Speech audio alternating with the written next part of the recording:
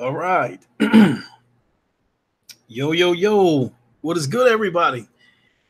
Dawn, how are you? You are first.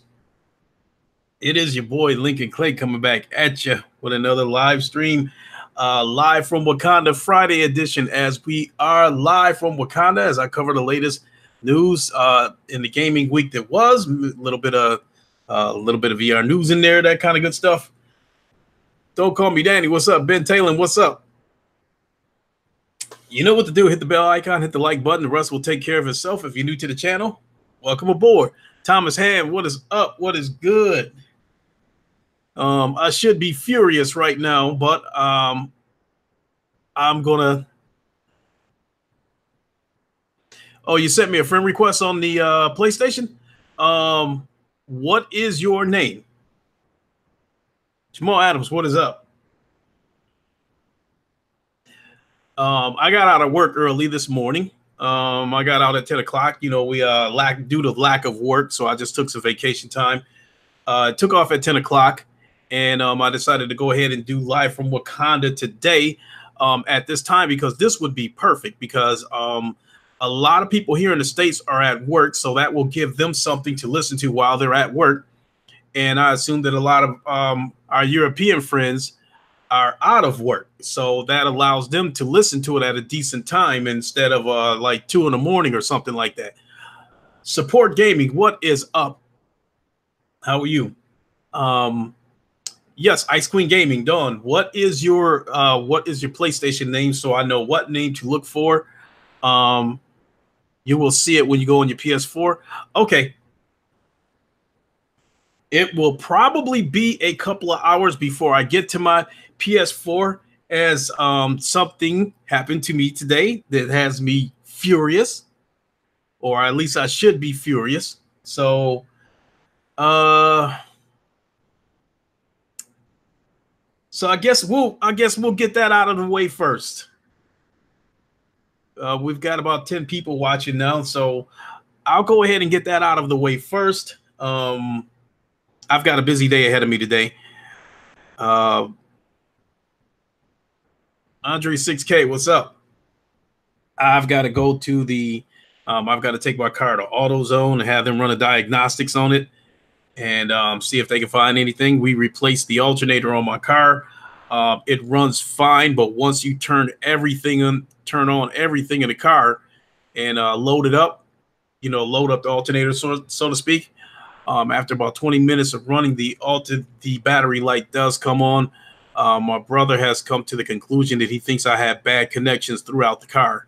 And it's a matter of us, going through and cleaning cables and plugs and stuff like that in the car. Because we don't think it's the alternator because it's a brand new alternator. Although, I mean, it is possible for a brand new alternator to be cool, to be bad. Coon, what is up? Emiris, what is going on? So I've got to do that amongst other things. But my first order of business today is to go to Best Buy for a couple of reasons. One is I plan on picking up the Labo VR as I am curious, and I'm definitely curious about playing Zelda Breath of the Wild in VR and playing Mario Odyssey in VR. Have I checked the fuses? I don't think it's any of the fuses, Danny, because everything works in the car. I mean, everything, lights, horn, radio, fan, all that stuff works.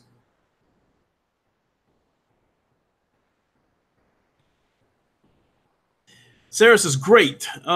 Did you see that Euro third-party dev file on PS5 updated specs and its PSVR 2 specs yet? I can link it to you if you want. Can you send me the link in Twitter? And that way I can check it out while I'm on the go. Yeah, Ben Taylor, it very well could be a faulty connector. So what I'm going to do is take it to AutoZone and have them hook up to it and run a diagnostics on it and see if they can locate where the problem is coming from. And then from there, my brother and I will take it from there once we feel that the problem is isolated. But first, as I was saying, first order of business is to go to Best Buy to get a Labo VR. I'm just going to get the $40 blaster thing, whatever it is. Blast. They're calling it the starter kit. I'm not interested in building all that other shit. I'm just interested in the goggles. I want to see how immersive Zelda Breath of the Wild as well as Mario Odyssey is. Oh, you don't have a Twitter account? Okay, how about you just copy and paste it into the comments, and from there I'll copy and paste it right into an address bar, and then take a look at it right then and there. Yes, Emiris, PC VR bad news, very bad news. And the bad news is just like clockwork, to tell you the truth. So let me take a sip as I get ready to.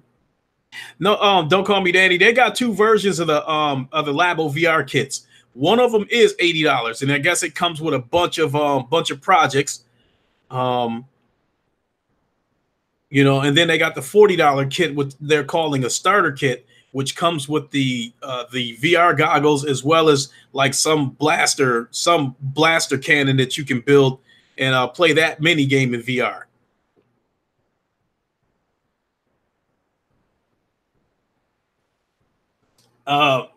Spartan God, what is up? This is Inside Lincoln. You know, I'm calling this the Friday edition because I think this is the perfect time to go ahead and, as I was telling everybody else, this is the perfect time to go ahead and do this because I got out of work early. I was going to do it the minute I got out of work because I got home at about 10:30. So I got home about an hour and a half ago. And I meant to start the show then, but the PC VR bad news delayed it. And here I am now an hour later. But again, I think this is the perfect time to do it because here in the States, a lot of people are at work. And they, you know, that'll give them something to listen to while they're at work. And then our European friends are probably out of work by now, and they can still listen to this live at a decent hour instead of catching these podcasts or seeing them at 2 in the morning or something, and having to listen to the replay. You know, this gives them a chance to listen to it live. So this is a perfect time to do it. Top Dog, you said, could your car be sending a low false battery signal? Listening now, you know where I am? No, Joey Barnett, I do not know where you are. Where are you?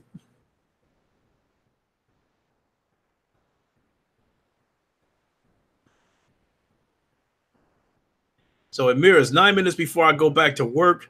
You know, I enjoyed discussing this VR stuff with you too. Too bad I'm not at home. Yeah.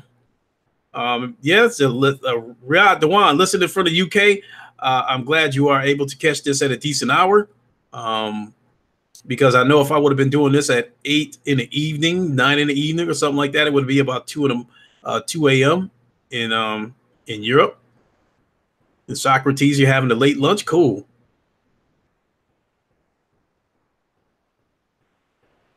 Oh, that Mr. Joey. What's up, man? You're getting ready to go to lunch in a few minutes. What's going on, partner? Enjoy the rest of the day at work. Oh boy.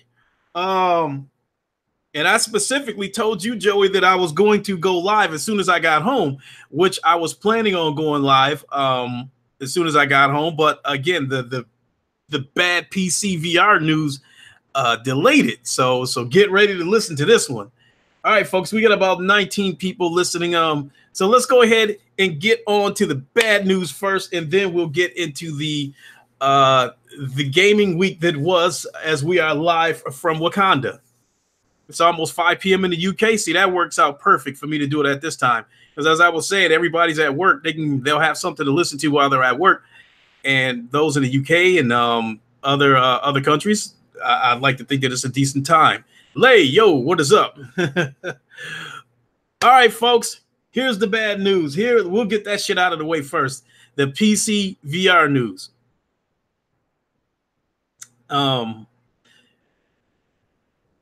My second, my PC took a dump. Yes, you heard me right. My PC took a dump. This is the exact same PC as the first one. It is a CyberPower PC.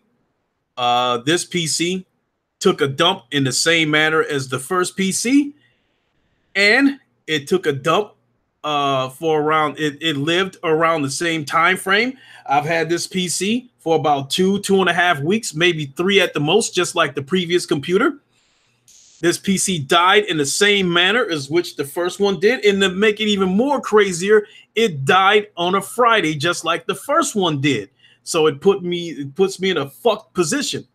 Therefore, I cannot play Oculus. But I refused to go this weekend without my Oculus. So I have a solution for that. It is rather somewhat of an expensive solution, but I am going to do it. Yes, Saris is great. This second computer, this new computer, it took a dump again. It mirrors. You said PSVR for the win. Hey, PSVR is proven to be old reliable. Maybe the VR gods, or rather take that back, maybe the PlayStation VR gods know that I have been fornicating with another VR headset. Therefore, they sabotaged it. They must be trying to send me a message to tell me to get my ass back over to the PlayStation VR and stay there. Yeah, Andre 6K, I did just change that old PC and got a new one. The exact same kind of PC. It took a dump in the same manner as the first one. It lived for about as long as the same amount of time as the first PC. And it took a dump on a Friday, just like the first PC. So Sony out to get you, Lincoln. That's what I said. The PlayStation VR guys must be looking down on me and decided to punish me. So he said Lincoln Clay has been fornicating and fraternizing with another VR headset. He must be punished. So, therefore, I cannot, like I said, therefore, I cannot play my Oculus. But no, I have a solution for this. The first solution is I am never fucking with CyberPower again. Joystick Guru, what is up? I've been meaning to get in contact with you to ask you if you'd like to come on to Live from Wakanda one of these Saturdays. Gamertag VR already said he'd be glad to come on, so I want to ask him to come on next Saturday and then see if you'd be available to come on the Saturday after that. For my Thomas Hand, if this happens one more time, then yes, I will break down and build my own computer. But for the most part, I have a short-term solution, which could turn into a long-term solution that I am going to take care of as soon as I get off this podcast. I am going to take this computer back to Best Buy when this stay away from PC gaming. I enjoy. Let's do it. I'm down every weekend, Clay. All right. Joystick sounds like a winner. I try to do Live from Wakanda on Saturday, 2 p.m. Eastern. I chose to do this one today because I got out of work early, and I think this time works for everybody, no matter where they live. Everybody can tune into this podcast, so I think this was the perfect time to do it. You need to get a refund for that PC and getting something more high quality. Link is still betrayed PSVR. Well, Top Dog, here's what I'm going to do. When the first PC took a dump, they basically did give me a refund. They gave me a full refund for the computer, and they gave me a refund for the warranty that was on that computer minus $10 because it was prorated.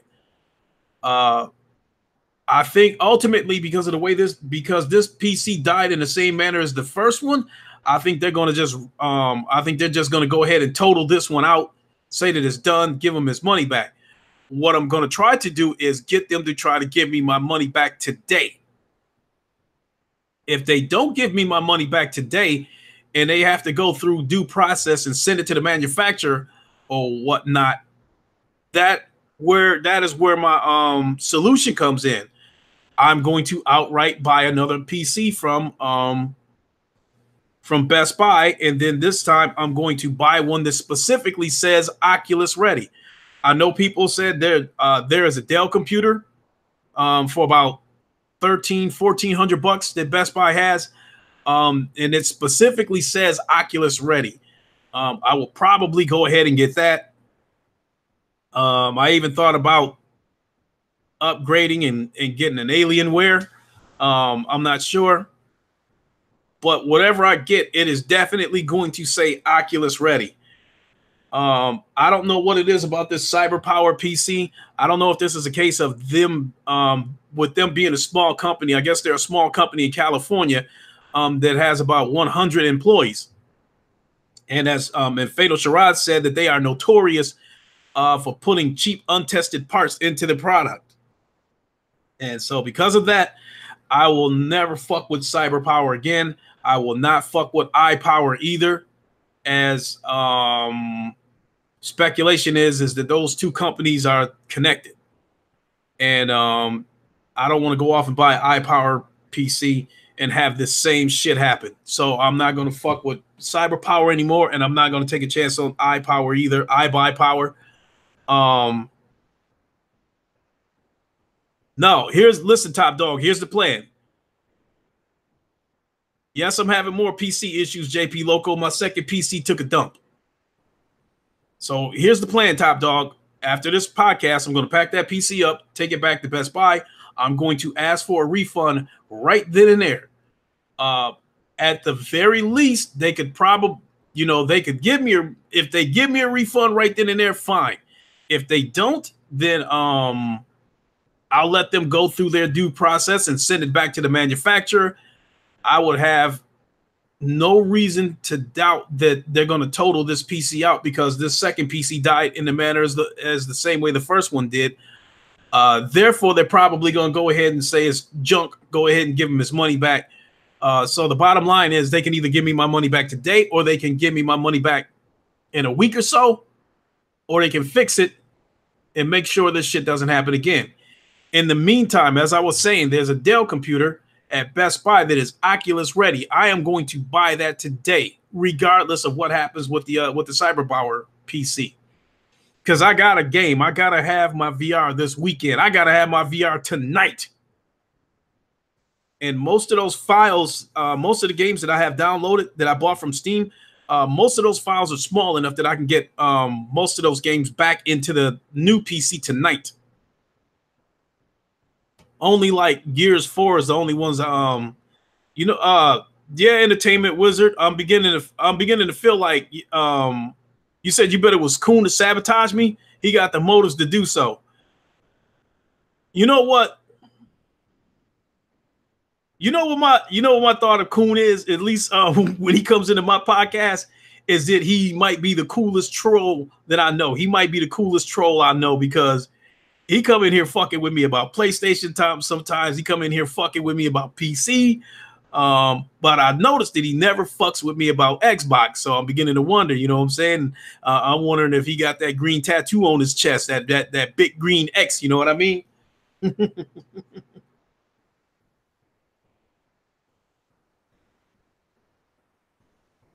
How about an Origin PC? But they're expensive, though. My whole thing is, Top Dog, is whatever I get, I got to be able to get it today. Because if Best Buy tells me that they have to send my computer out before they can do anything, this is going to be about a 2-week process. It took a week. I don't know. It took a week just for them to let me know that the computer made it to the manufacturer. And then it sat around for almost another week before somebody finally looked at it. And then I finally got the alert that says your device qualifies for a replacement. So that whole process took 2 weeks. I'm not waiting another 2 weeks to get my Oculus gaming in. So regardless of what happens with this computer, I'm going to buy another computer today. I got money tucked away and I got credit cards up the yin yang. So I'm going to go ahead and buy another computer today. And I'm going to come home and I'm going to download the games that are most important to me. I am going to download those games so I can game tonight, because I plan on making an all-nighter out of this shit. I plan on staying up as late as possible and playing as many games as possible. There is going to be any plans on getting a haptic VR suit? No, Support Gaming. I'm not going to get something like that until I move into a bigger place, because right now my PC is in my living room, is connected to my TV, because my apartment is so small, there's nowhere else I can put it. So my lease is up this September. So I'm thinking about, I'm hoping to get a house in a couple of years. But in the meantime, I think I'm going to move into a 2-bedroom apartment, or move into a duplex. And if I move into a duplex, then I'll set the basement up as a man cave, assuming it has a basement, or I'll use the second basement to set up all my VR shit in there. And then I can get a proper PC monitor, have my Oculus in there, all that kind of stuff. My bedroom, there's no way I could put it in my bedroom right now with the bed in there.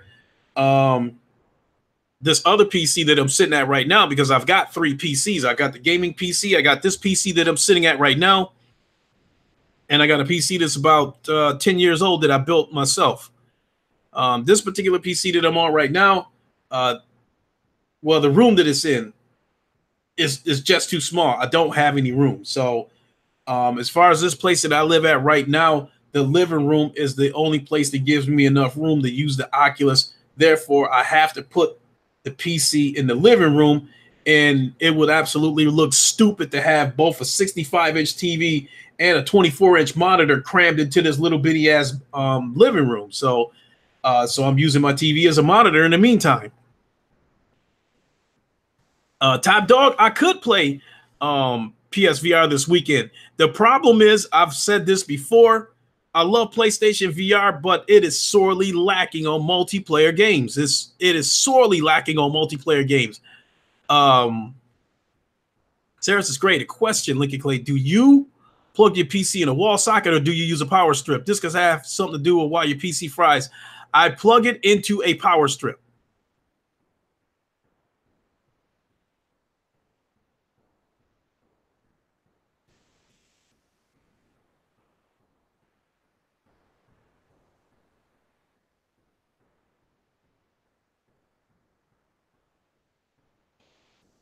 You said check out BLD, custom built for $90. The cost of the parts you choose. I mean, I could very well go that route, but that would have to be down the road. My whole point is, I got a game today. I have to be able to play something today. Therefore, I'm going to buy another computer today. And like I said, the Dell computer that I got my eye on, I know for a fact that it's Oculus ready, because it said so on the label that it's Oculus ready. So I'm going to buy a computer that I know will not necessarily, it says Oculus ready. Therefore, I'd like to think that it's been tested and proven to function on this computer. The big trade-off is the GPU, because this CyberPower had a RTX 2070, and this Dell that I'm looking at,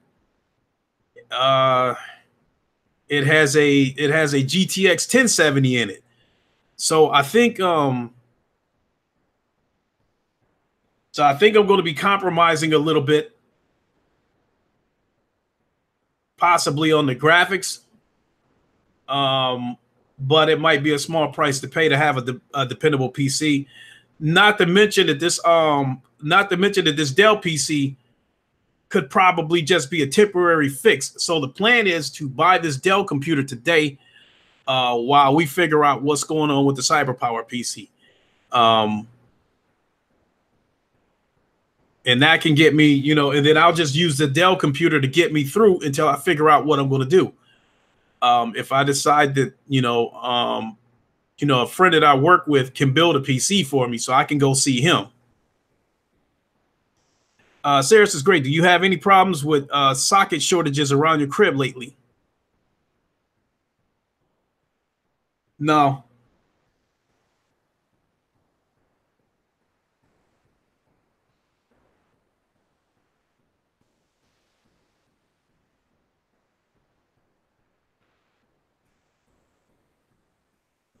No, not really.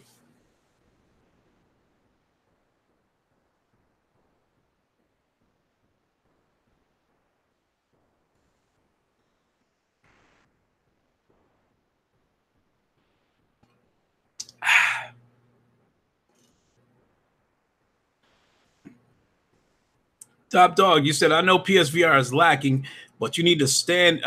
You need to stand to do more research on a higher quality and reliable PC. Exactly.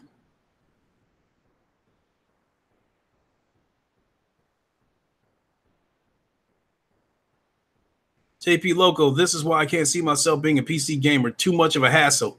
Uh, no PC hate, just my opinion.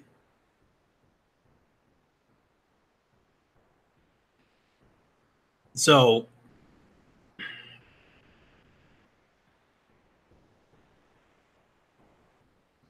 uh, I think places like I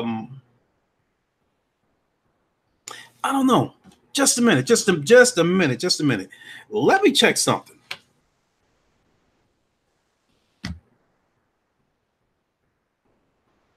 Let me check something.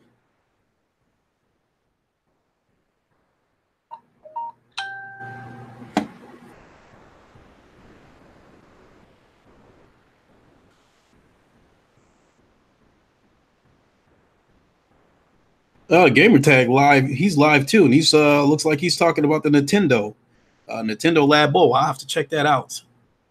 Joystick Guru, what is up? You're back. Who needs a PC when you have the One X? The One X don't have VR though.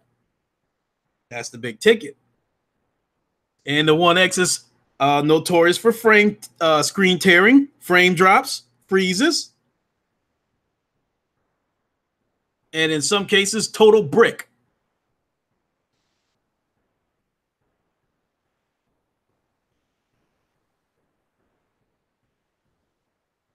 And with no compelling exclusives, I would be buying a third party box.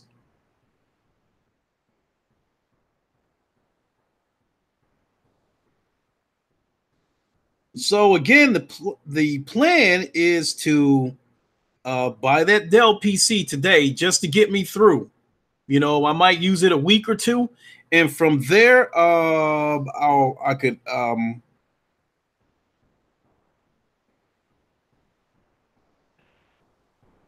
let's see here.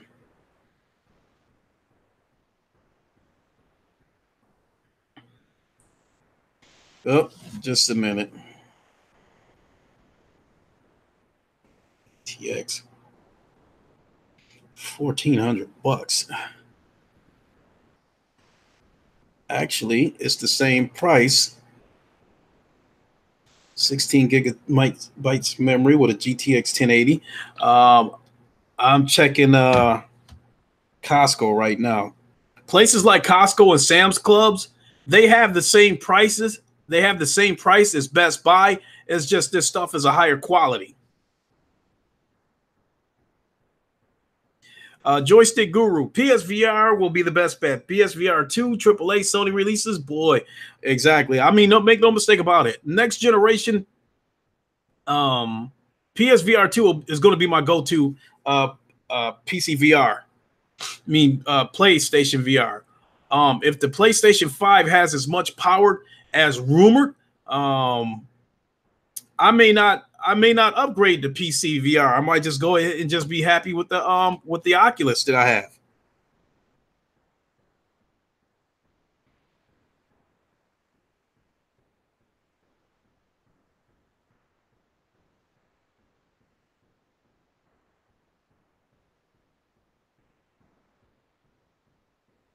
16 gigs RAM. Add the cart. Um, this Alienware Aurora gaming desktop. Let me go back. Let me go back. Google will fail. 1 second, folks. I'm still checking out something. I'm comparing prices. So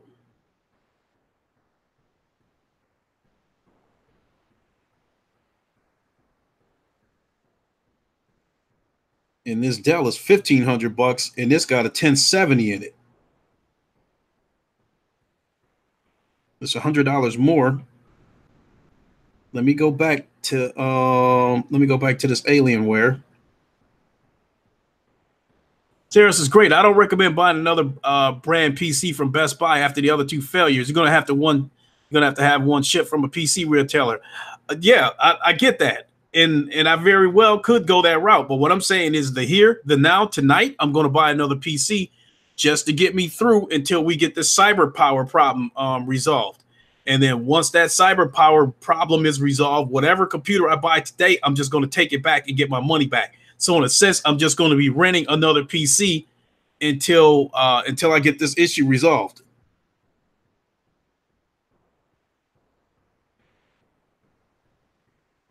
So they have this Aurora R8 desktop, Intel iCore 5, well, Intel Core i5.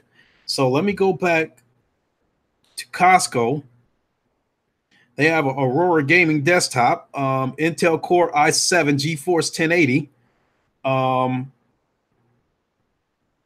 on, let me go back. Let me go back to Best Buy and see what that graphics card was on that Alienware. RTX 2070. Damn.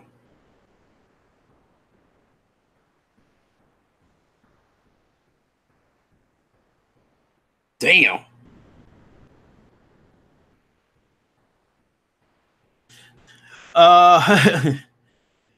Saint Dragon, you said what's the issue with the PC this time? Simple, it took a dump.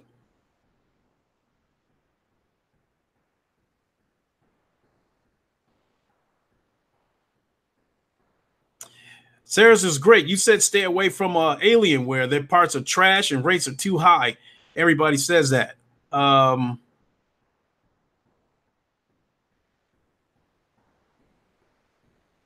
Okay, Sarah's is great. Well, here's the situation that I'm looking at. There is a Dell PC. This was the one that I was looking to pick up to get me through.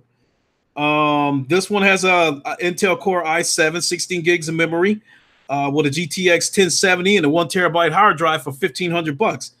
That was one of the things I was looking at Best Buy. That's the one I'm talking about renting. Or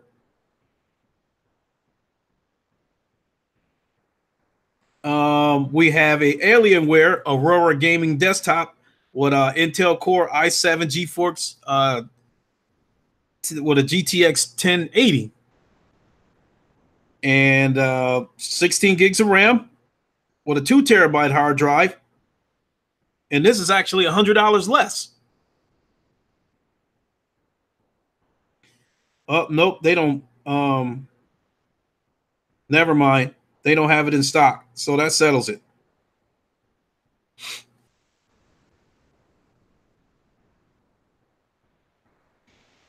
So that settles it. Looks like I'm just going to go ahead and go with that Dell and use that to get me through until I figure out something.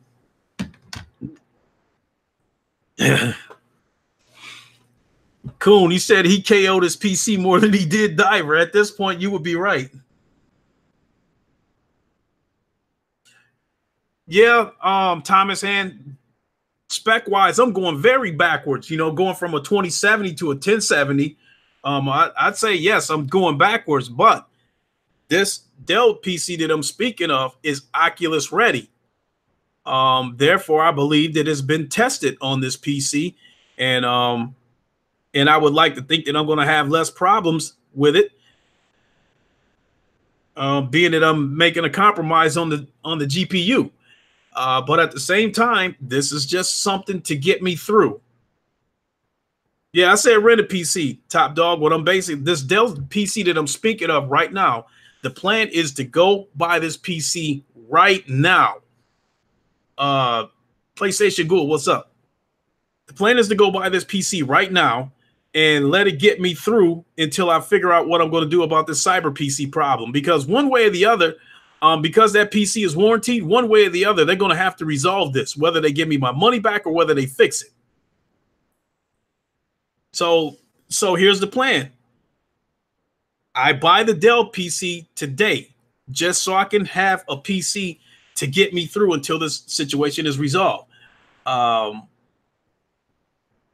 if they give me my money back today, then I think what I'll do is get in touch with my friend that I work with, and get a get a pick list from him, and have him build the computer for me. Or if Best Buy says we'll fix your computer, then I'll let them fix it. And when they give it back to me, I'm going to try to run it into the ground again. I'm going to try to keep killing the computer until they have no choice but to give me my money back.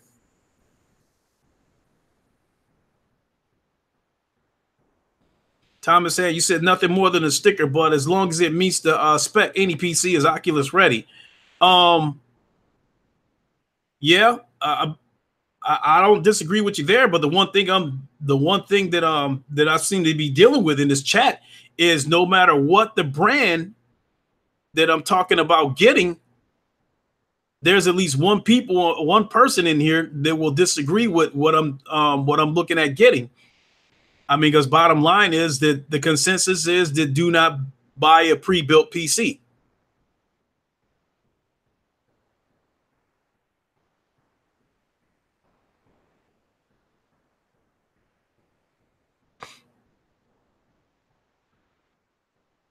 Top Dog, when you said no, get rid of that cyber PC, that would be a good idea, but I don't want to take the hit on how much I paid for it. I paid $1,400 for that computer. I don't want to turn around and like have to sell it for $1,000 or $800 or some kind of shit. I don't want to take a hit there. So what I'm going to do is, if they say that we can fix it, I'm going to let them fix it, and I'm going to try to kill it again. And when it dies, I'm going to take it back to them until they finally get the message that they're going to have to give me my money back, because there's going to be more problems than it's worth.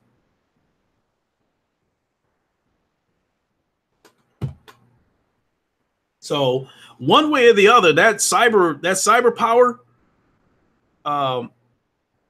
yeah, Players United, I would agree with you that cyber power is probably junk PCs. You know, Fedor Sharad told me after the first one took a dump that he said they're notorious for putting, untested parts, cheap parts into their PCs.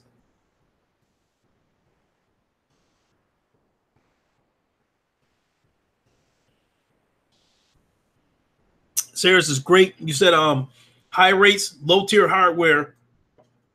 Dell is the same, but Alienware, I assumed, is made by Dell.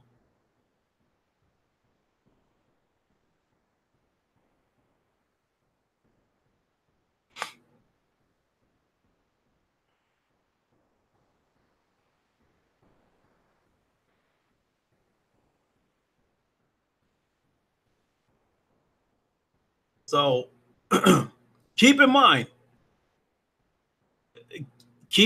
whether I get the Alienware or whether I get the Dell, it's only a temporary fix. Well, Top Dog, that is the plan. I'm going to go in there and ask them if they can give me my money back. Here's what happened when the first computer took a dump. When the first computer took a dump, they took a look at it right then and there on the spot. They couldn't figure out. He was thinking that the solid state drive failed. So they sent it out. Long story short, about 2 weeks later, I got a text message from the Geek Squad saying that my PC qualifies for a replacement. So when I got there, instead of replacing the computer, they gave me my money back for the PC, and they gave me my money back for the warranty minus $10 because it was prorated. I ultimately think the same thing is going to happen here. The only thing is they might go through their process and send it out first to confirm that the PC is dead before they give me my money back. So so my thing is, one way or the other, they probably going to end up giving me my money back, whether they give it back to me today or whether they give it back to me in 2 weeks once they confirm that the PC is dead. In the meantime, I got to have something to get me through, and that's why I'm going to buy another PC today.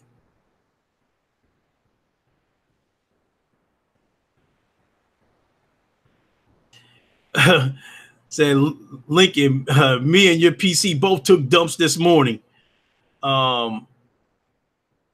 Yours was probably more relieving, though.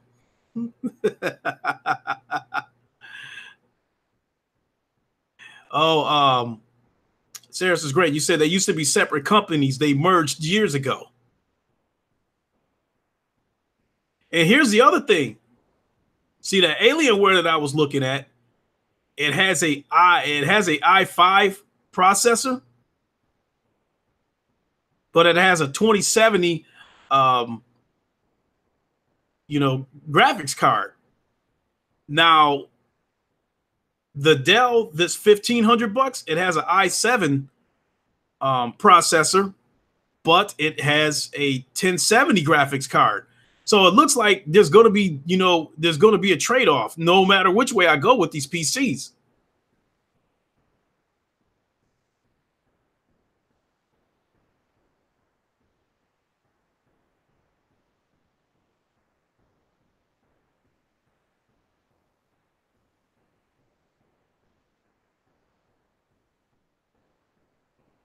Mr. Pyle, what is up? So yeah, so let's get on to the gaming week that was.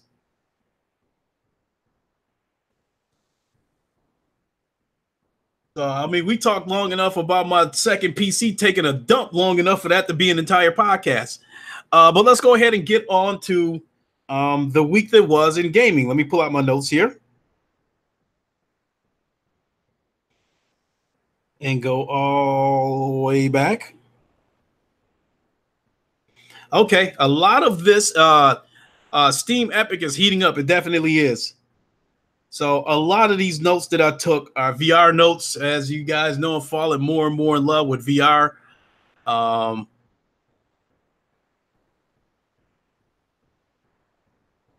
Okay, Thomas Head, listen here. This is where, okay, so look. An Intel i5 or an Intel i7, which is the better GPU? Because the Alienware that I'm looking at that was there, it's $1,800. It has a 2070 graphics card, and it has a i5. It said you go with the Alienware because of the GPU. Okay, yeah, it's got a 2070 graphics card. The Dell has a 1070 graphics card, but it has a i7, processor. But the Alienware has an i5 processor. So what concerns me about that, I don't know. So you guys have to fill me in on this because I'm not an advanced PC person. I just know basic shit. Whenever Lincoln gets quiet, I keep thinking my internet is buffering. Sorry about that, JP Loco. I was checking my phone. I was going back and forth between Costco and Best Buy and see what I could find as far as PC deal goes.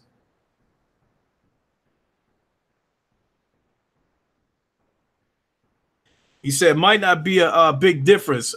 Could be a good i5 versus a poor i7. So that Alienware, the Alienware that has the 2070 in it, has an i5. The Dell that has the 1070 in it, the Dell that has the 1070 in it has a i7. Top dog, I have a desktop grade 1070 in my laptop, and it does VR games pretty good with an i7, but paid $2,400 for it. Let's see here. Sarah's is great. Do you have a Micro Center store anywhere you live within a driving distance? Probably not. You know what's crazy about Grand Rapids is Grand Rapids is the second biggest city in Michigan, behind Detroit. But a lot of major chains take a long time to get here. I forgot the name of that major sporting goods chain that specializes in selling a lot of hunting equipment and shit like that. I forgot the name of that company. Thomas Hand, I'd go with the i5 2070. Okay.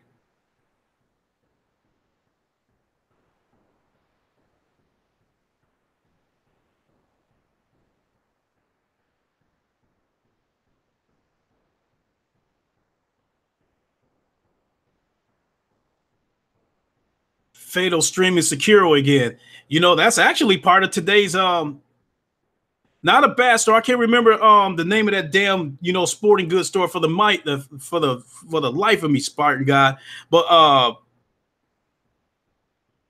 I can't remember the name of but it's a big sporting goods chain. And we had just got one here about 5 years ago, and our fucking town went nuts. It could be a Gander Mountain. I'm not sure, Coon. It could be a Gander Mountain. Okay, Thomas Handon, I'll go ahead and go with that. I'll go ahead and go with that Alienware then, because it's got the i5 2070 in it.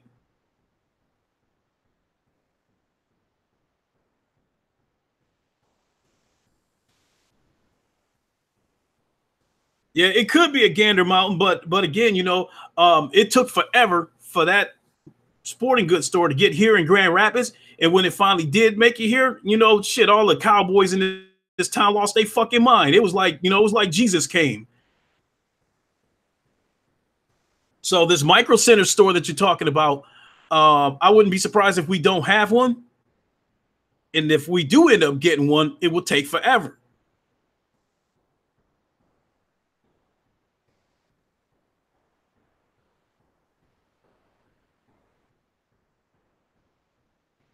Let me look it up. Sarah is great.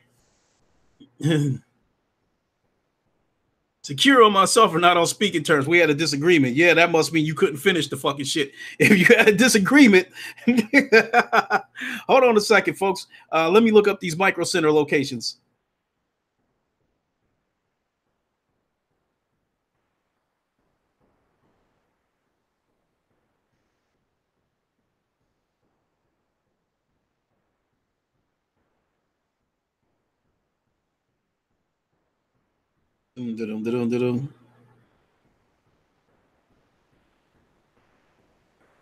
What the fuck?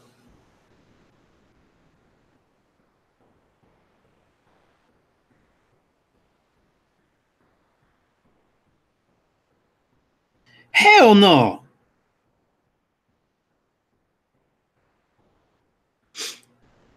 There is a Micro Center in Chicago, which is about 2.5 hours from here, three hours, give or take. And then there is a Micro Center in Madison Heights, Michigan, which is closer to Detroit, which is about the same distance in the opposite direction. Coon, you said hunting has affected us white guys. Hey, like I said, Coon, I think it was the Gander Mountain or whatever, Trader Joe's or whatever the fuck that hunting place was called. It was like a hunting sporting goods store. Man, all the cowboys lost their goddamn minds here, man. It was like,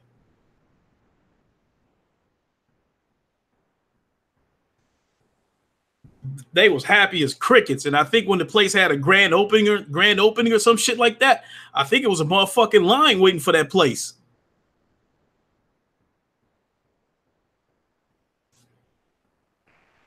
So, but yeah, let's get into the week this was, because we still are in Wakanda and I'm still supposed to be throwing the news at y'all. So let's go ahead and get into this news. And then, like I said, once we shut this shit down, I'm gonna go ahead and grab that Alienware. And then we're gonna go from there.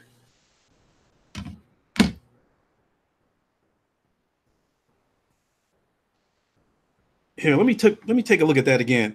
I think that Alienware might only have a 1 terabyte hard drive, but I don't give a fuck about that because I got a 5 terabyte external drive. So I could give a fuck less about the space.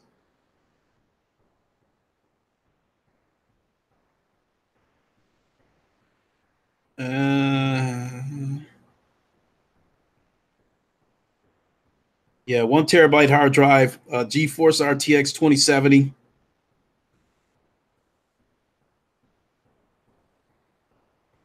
Yeah. Yeah. Yeah. Wait a minute. What's it got for a solid? Let's see. Does it have anything for solid state drive? A 256 solid state drive. which I think that CyberPower had a 240 gig solid state drive. Okay. All right, y'all, for the 1,000th time, let's go ahead and get to this goddamn gaming news. And, you know, like I said before, about 70-80% of this shit is VR news. But let's get on with it anyway. Everybody's Golf is to release on May 21st. I believe this is a PlayStation VR exclusive.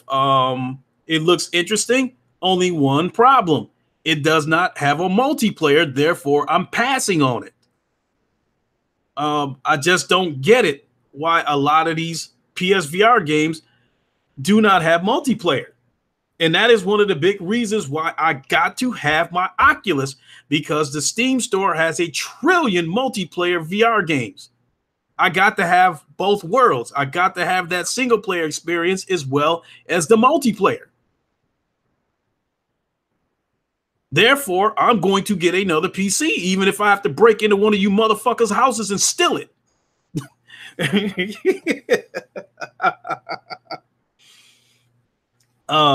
Yeah, wait till E3. So yeah, this Everybody's Golf. I don't know what it's going to sell for. My guess is going to sell for anywhere from 20 to 40 bucks. I would like to think, you know, $20 would be the sweet spot, especially if it doesn't have multiplayer. So I am going to pass on that at the moment. That's not to say that I won't get it. I'm just not going to get it day one. So that's that on that. Next bit of news is Borderlands 2 VR to release on PC this summer. I do not plan to buy that either, as I already have Borderlands on the PlayStation VR and I don't play it. So why pick up a game on the PC if I'm not playing it on the PlayStation VR? But that's still good news. I just threw that in there because that is still good news for the growth of VR as a whole. The more games, the better. JB Loco, Lincoln, you picking up Falcon Age? Apparently, they just released for PSVR. I have to think about that one, JP Loco. I mean, I've seen a couple of people talking about that. You know, I've seen a couple of, you know, first impression videos, what have you. I'll have to do the research on the game and, you know, and just check it out. Is Borderlands VR any good? I don't think it's bad, Coon. It's just not my cup of tea. It's not really moving me because first of all, I've never played. I think I've dabbled with some Borderland games twice. One of them was when I was burning my own games. I dabbled with a Borderlands game for about 5 minutes. And then when I bought my PlayStation Vita, it came with Borderlands. I think it came with Borderlands or Borderlands 2. And I played that for about 5 minutes. I just couldn't get into it.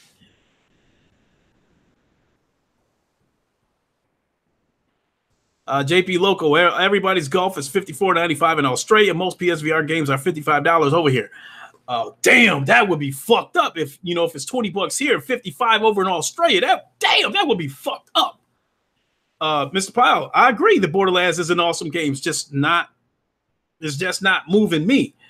I'm glad that they added aim support, you know, and I'm glad that it's coming to the PC. But I don't plan to buy it because I'm not even sure if I'm going to finish the PlayStation VR version of Borderlands 2. Players United, you said the PS Vita only came with Borderlands 2, exactly. And then the fucked up part about that, Players United, is that when I bought that Vita, the Borderlands 2 file was so fucking big that it didn't have any room for any other games. So this is where Sony pulled some fuck shit. So in order to free up space, I deleted the Borderlands 2 so I could have space to put other games on there. And then when I tried, to come back and put Borderlands back onto the Vita, it was not available. It was not. I couldn't go back and re-download it. It showed up as, you know, it showed up as a game that was available for purchase rather than something that I could re-download because I had a code for it already. So that was some fuck shit there. And I just said, fuck it. I wasn't playing the shit anyway, so I didn't even bother with it. So I still have my Vita, Coon. The shit is like brand new because I barely touched it because of the fact of the matter is that at my age, when it comes to reading, I have to wear reading glasses because I'm wearing reading glasses right now as we speak because the shit is blurry.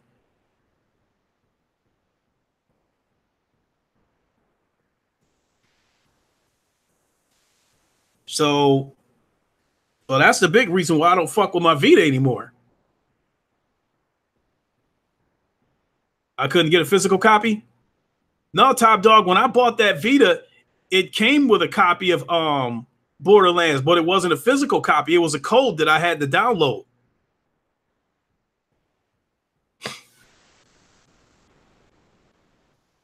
JP Loco, you think Astrobot was $70? That shit started at $40 here. But I think it's down. I think Astrobot might be down to about $30 by now. I'm not sure. Mr. Pyle, you would try the Nintendo VR? Yes, that is also a purchase I plan to make today too, as well as another gaming PC, is that I will be picking up the Labo VR because I want to give it a try. With that being said, I'm looking forward to my son coming over tomorrow and bringing his Nintendo Switch with him so I can try to fuck with that Labo VR a little bit. And then I'm really looking forward to, at the end of the month, when the Mario Odyssey as well as Breath of the Wild gets VR updates. Entertainment Wizard, Astrobot 50% here in Canada normally, but according to Fatal Mephisto, you said $50, yeah. Impatient Fire, yes, my PC died again. I'm going to buy another one. I'm going to, I'm going to buy another one. It's basically, I'm just going to buy it as a temporary fix because I got to have my Oculus. I'm going to buy another PC. And then once the cyber power thing gets resolved, I'll probably end up taking whatever PC I buy today. I'll probably end up taking that back. So I'm renting it, so to speak. So, yeah, Entertainment Wizard, that sounds about right. According to Fatal Mephisto, fucking Canada is expensive. Like a $60, I think like a $60 video game here in the States, I think he said costs like $80 in Canada. And so they stick it in y'all bunholes.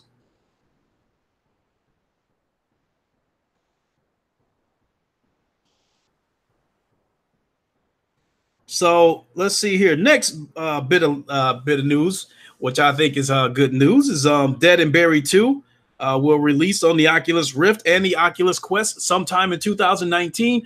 Dead and Buried is one of the free games that comes with the Oculus Rift. I actually like that game. I didn't think I would like it. It is a,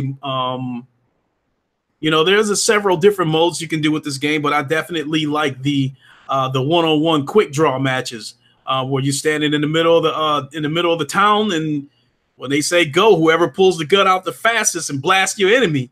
I like that. So with that being said, I'm looking forward to Dead and Buried 2 to come to Oculus Rift and Oculus Quest this year. So, and in other news, let's see here. A Wolfenstein game, I forgot which one it is, but a Wolfenstein game came to the Nintendo Switch, and gamers are upset because the case did not have physical media. It did not have the cartridge. It had a code. So a lot of people were upset about that. But as Spawnwave was trying to tell people that even if it came with the physical media, the cartridge probably would have only been about 8 gigs, and you still would have had to download the other 16 gigs anyway. So with that being said, yeah, I think that's a fuckboy move, but it's hard for me to really get mad at Nintendo for pulling that shit. Because I wasn't terribly upset. Well, actually, yeah, I was upset. No, let me take that back. I was furious. One of the biggest reason why I bought my PlayStation Vita was because I thought Sony still implemented that feature where people on the Vita and the PlayStation console can still play online against each other. So I bought the PlayStation Vita with the intentions of being able to play MLB The Show while I'm on the go online against console people on PlayStations. So I bought MLB The Show. I believe it was MLB The Show 17 for the PlayStation Vita. It was in a case. When I got it home and opened the case up, I'm like, okay, where's the cartridge? There was no cartridge in there. There was a code where I had to download the game into the PlayStation Vita. To add to insult, the online feature that I spoke of was no longer available. So I was not able to play. Not only was I not able to play MLB The Show online crossplay against people on PlayStation consoles, the online on that, there was no online for that game, period. The only online feature that was on MLB The Show 16 for the PlayStation Vita was the ability to generate true MLB schedules and play those games, which was bullshit. So I guess I'll take that back. So for those people who are fuming and are furious over this Wolfenstein situation for the Nintendo Switch, where they got a code instead of physical media, I can understand how upset they are, because I was furious too. So I feel their pain there. Yeah, JP Local. I think Mr. Pyle, you think people still want that physical? I agree totally. But I think, I think, the way Nintendo fans were upset with it, it almost seemed like Nintendo pulled a bait and switch on them. Players United, Lincoln Clay has KO'd Cyberpower PCs twice, so he's the champion of PCs. I would say so. Don't fuck with me. I'll smash your shit. And as we know, next bit of news, the PlayStation name change went public yesterday. It should be functioning everywhere by now, as I was able to change my name to reflect my YouTube name. I felt like that was necessary because those, again, a lot of you people have your YouTube names and your PlayStation names are different. For those who are friends with me, I think that made it a little bit easier for me to change my PlayStation name to my YouTube name. So I think that made things a lot easier for people that I am friends with. As most of you know, the first name change is free. Anything after that is $10, but it's for $5 for PlayStation Plus members. And you can do it as many times as you want. And the other bit of news that came out of that was that I guess a few games were had minor, they were affected. It was a minor effect on some of these older games. And also, which I think is a fair deal, is that if you pick a name that that does not comply with PlayStation's terms of service, they will basically kill that name and issue you a temporary name so you can change it. So I guess if you pick a name that's offensive, they're going to kill that name. You're going to have to pick another one, and one that doesn't violate the terms of service. You said you're still trying to track down a physical copy of Rick and Morty for PSVR? Yeah, I don't have anything against that. I would prefer physical copies, but I've been a lazy motherfucker. It's been a lot easier for me to always just switch it from the PlayStation instead of having to get up every time I want to play a particular game. So, and in the next bit of news, EA is supposed to do some kind of live stream, I guess, in conjunction with the Star Wars celebration this year, where they are supposed to unveil some kind of footage of the Jedi Fallen Order. I guess rumor has it that this is supposed to be a single-player game, which I find to be interesting. Mr. Pyle, how's the gym? I have not been to the gym in about a month and a half. A lot of it had to do with how many hours I was working. I was working almost 60 hours a week, 10 hours a day. It was leaving me totally exhausted. Things have slowed down with, I've been told by my boss that we probably won't be working Saturdays for a while. So that's going to give me a chance to get my ass back into the gym and get the ball rolling. So we go back Monday. I have lost some size. I've said that before. I've lost some size. The physical, the athletic build is still there, but I'm not as big. And I got to get that shit back.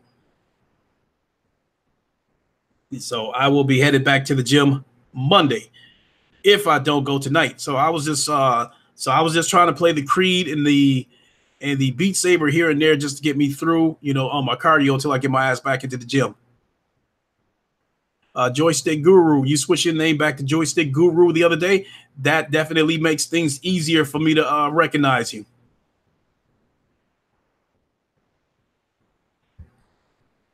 So, Players United, you said you're sketchy on that EA Star Wars game because you know they love microtransactions. They do love microtransactions. Joystick, muscle memory has got you. You know, fact of the matter is, you know, once I get back to the gym, how long it takes me to get the size back that I lost is a matter of how much food I eat. But that comes at a price, because I would get that size back, but I would also get a little bit of a belly back too. I do not want to go back up to 225 pounds. I do like how big I was. I do like how motherfuckers was getting out of my way whenever I would go places. But I also had a little bit of a belly too. Thomas Burton, yo, I feel your pain. Lose way too fast, especially with my job, but I'm headed back today. You know, my job, Thomas Burton, the physicality of my job isn't what made me lose the weight. It was all the hours that I was working, and I was just too tired to get to the gym. You know, I would come home, take a nap, and not wake up, and it'd be about 11 o'clock or midnight, and I'm not going to the gym that late. You know, I normally try to go. Normally, my plan is to come home, take a nap, and wake up about an hour later and go to the gym. That's the way I've been doing it for years. At one point, the previous job that I was working at, I would work 6 days a week, and I was going to the gym 5 days a week, and I'm still trying to deal with like an 8-year-old kid that had a ton of energy that would not let me sleep. So that shit was running me into the ground. So I'm no spring chicken. I'll be 52 next month. So with that being said, you know, now that we back down to 8-hour shifts, my plan is to make my triumphant return to the gym on Monday. So JP Loco, you still convinced that Star Wars Fallen Jedi is going to get canceled? I doubt it. The question is this Star Wars game in the same situation as Anthem, where, you know, they're showing us some shit, but they really haven't done anything with the game yet because they're still trying to figure out where they're going with it. This is a single player game, and we know how EA is, you know, and I just feel like they're not going to pass up a chance to put microtransactions in the game. I think that if they do put microtransactions in this game, I think they probably did somewhat learn their lesson from the Star Wars Battlefront 2 debacle. So I don't think they're going to put like a pay-to-win type microtransactions in the game, but I do think they will put ridiculous cosmetics transactions in there. So with that being said, but also we can't point the finger at just EA. I think Disney gets some of the blame here because with the Star Wars Battlefront 2 fiasco, where Disney made EA shut the microtransactions off, they didn't do it because it was the right thing to do. They did it because the Star Wars movie was coming out right around the same time as the game, and they were worried that the backlash from the microtransactions was going to have an effect on the movie. So they made EA shut that shit off so they can get that negativity away from the release of the movie. With that being said, I think that if the game were to release at a different time frame that the movie did, I don't think Disney would have stopped EA from what they were doing with those microtransactions, because it wasn't necessarily the people's voice that made EA turn the microtransactions off. Their boss made them turn it off. You know, when there was a lot of backlash on Reddit and in other forums and shit like that, EA didn't just shut off the microtransactions. They claimed they wanted people to have a sense of accomplishment, you know, from the grind and all this kind of bullshit, and while giving other players a chance, an opportunity, or an option to skip all of that, because a lot of people, they claim, don't have the time to grind. So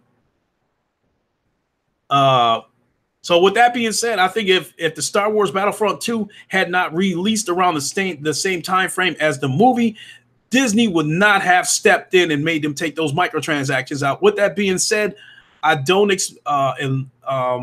know when this Star Wars game is going to come out, and I don't know when the next Star Wars movies is going to come out. But if they don't release within the same time frame, I do not expect Disney to step in and try to regulate EA on whatever they do with this game. Um, so with that being said, EA is going to put some microtransaction in this game, but they'll probably be cosmetics. Because I think EA did learn enough of a lesson that egregious pay-to-win microtransactions will pretty much make their game DOA. So, but whatever they do with the game, again, if it does not, if the game does not come out around the same time frame as the next Star Wars movie, I do not expect Disney to interfere with whatever EA is doing. With that being said, prepare for cosmetic microtransactions when this game comes out. Thomas Burton, you said same here. Exhausted driving trucks and moving 307 pieces plus pieces of products. So I had to go from 3 days a week to maybe to one, maybe two at best. That's basically what happened to me, Thomas Burton. I went from going to the gym 5 days a week to 4 to 3 to 2 to 1 to not having been there in about a month and a half. I do not like it. The crazy part about it is, you know, I'm 200, I'm 5'9" right now. I'm 5'9", 208 pounds. This picture that you're looking at was taken last year. I was about 215, 217 pounds in that picture, which is only about 8, 10 pounds more, but it still makes a difference in what I look like now and what I look like in that picture. So at the very least, I at least got to get back to looking like this. For the most part, I'm still built like this, just a little bit smaller. So we at least got to get back to that. And I will get back to that. All right. On to the next bit of news, because we're almost done here. Acer.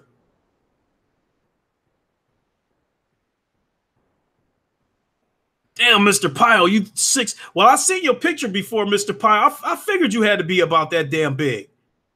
6'4", 320 pounds. I figured you had to be about that damn big.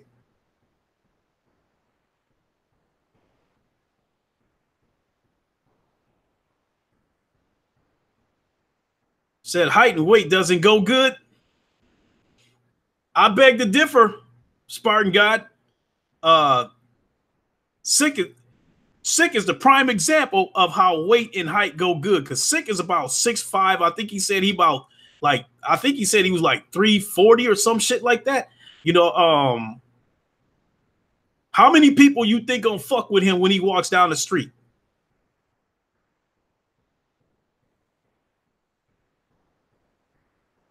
I seen what Mr. Pyle looks like on his Twitter page. 6'4", 320 pounds, and he is a big dude. He looked like a power lifter. With that being said, I highly doubt anybody gonna fuck with Mr. Pyle when he walks down the street.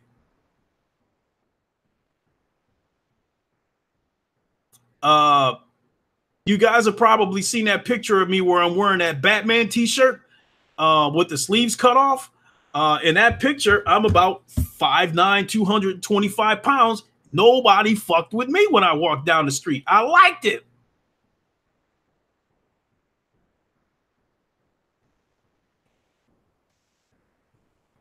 I liked it. I mean, I'm not little now, but I know how much size I lost. To somebody who hasn't seen me before, they still think I'm a decent sized dude. And I'm like, no, you ain't seen shit. Look at these. Look at these. No, no, no, no, no.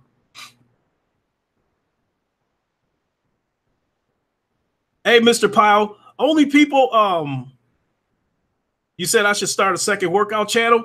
Nah, Thomas Burton, I can't do that because there's a trillion workout channels out there. And given how I look right now, I don't think I should be doing a workout channel because, you know, there's a trillion dudes out there that look way better than me. Like Gamertag, you know, Gamertag VR is a big dude. I think he's about 6'2", 240. He's a big dude too. Gaming is my passion. You know, I love working out too. You know, working out is a passion too, but I think as far as YouTube goes, I think I'm better off sticking with gaming.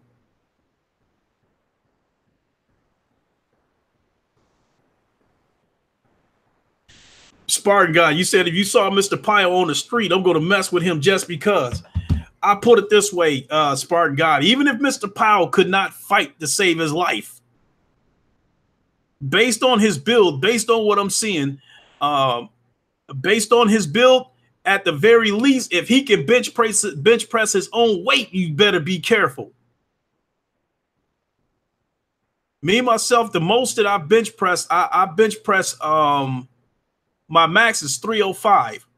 So if I bench press 305, being 5'9", 225 pounds, if Mr. Pyle is as strong as he looks, I have to figure that he probably can bench at the least 400 pounds.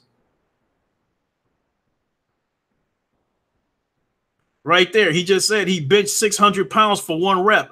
I believe it because we got a guy in our gym that's about 250 and he benched 600 pounds.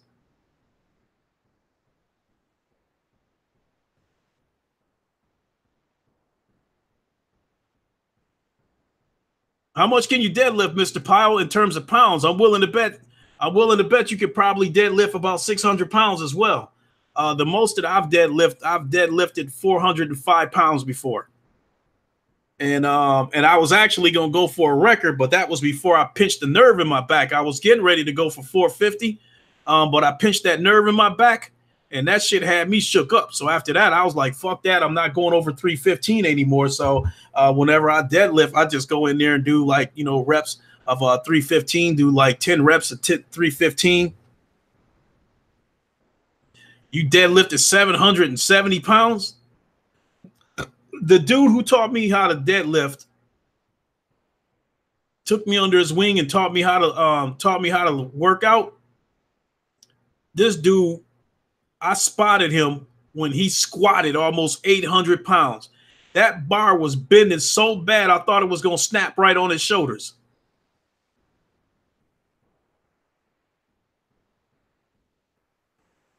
Okay, so next bit of news. As I think I said that before, Acer, they are throwing their hat into the VR ring. They are coming out with a VR headset called the Ojo Concept D.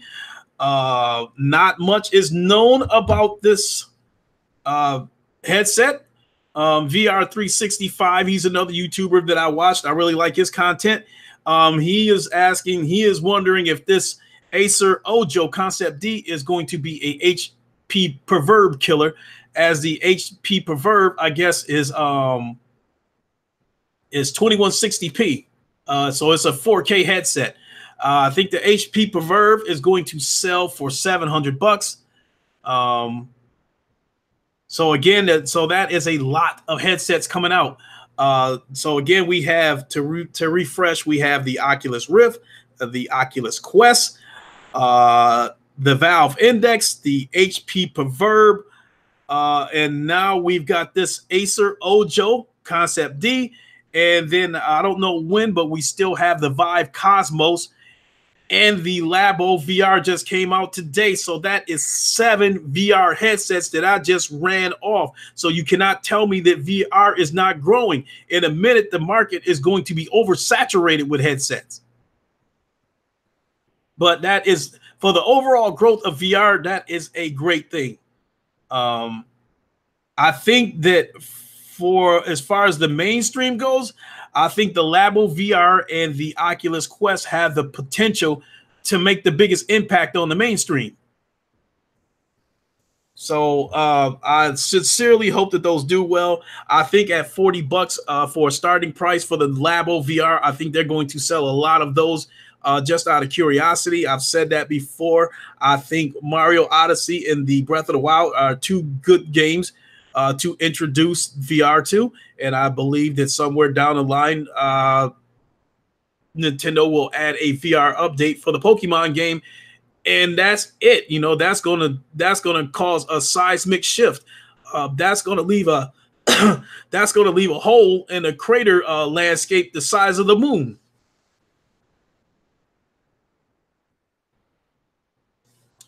Joystick Guru, you said your max was 405 on the flat bench and 350 on the decline.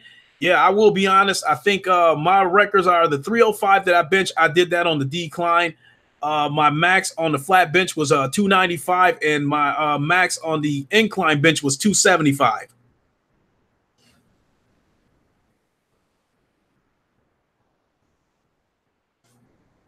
So you are a pretty strong dude there, Joystick Guru.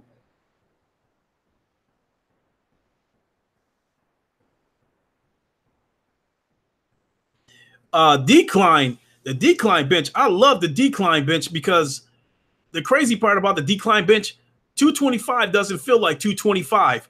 On the decline bench, 225 feels more like, feels like 165. With the decline bench, I could go as far as doing sets. I think on the decline bench, I could go as high as 265 before I would need a spotter. I could bench 265 sets of 265 on the decline bench before I would finally need a spotter. Mr. Pyle, you did your body weight for 46 reps. You benched 320 pounds 46 times. Good God. I think the most that I've seen somebody do, one guy in our gym benched 315. I think he benched it like 38 times. But he did that on the incline bench.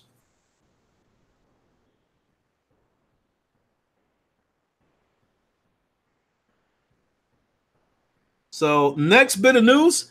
Let's see here. Sekiro sells 2 million copies in 10 days. And I definitely wanted to point that out because is Activision paying attention to this? This game shows that, Activision, you can make a profitable game that doesn't have to be riddled with microtransactions. It's okay to make money at a slow burn. That's why Sony is successful. You said you need to do workout stream talk. At some point, Mr. Pyle, last summer, I had planned to take the camera into the gym with me and show people how what I did in the gym. But as I slowly stopped going to the gym and slowly started losing size, I was like, nah, I do not want to take people into the gym.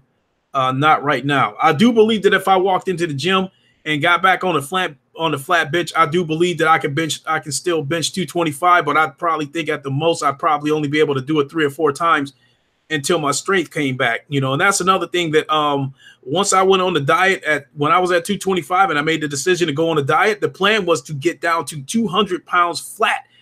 And because I had pretty much cut carbs out of the diet, I was slowly losing strength.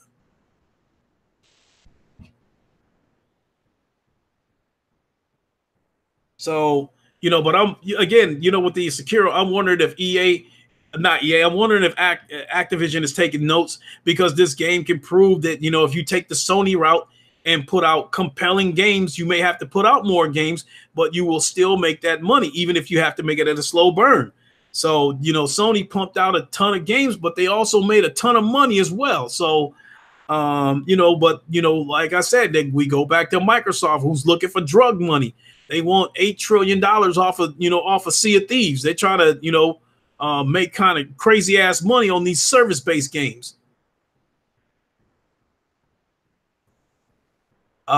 Players United, you said Lincoln Clay, if you would have played a Virtual Boy, you would have said this VR is trash.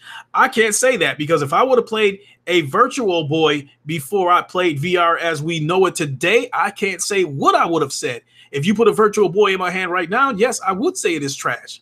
If you would have put a Virtual Boy in my hand years ago before I got into VR, I would have found it to be an interesting device, but I can't say I would have fell in love with it. I can't say I would have said it was trash.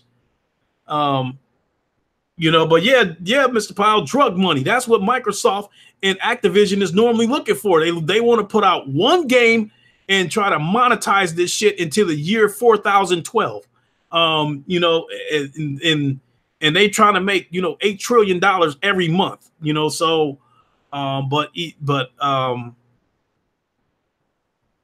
in my opinion, I think Sony took the longer, but more, I think they took the longer route, which could have been risky. I think it was a guaranteed route, because I think there's always a place for single player games that have compelling stories.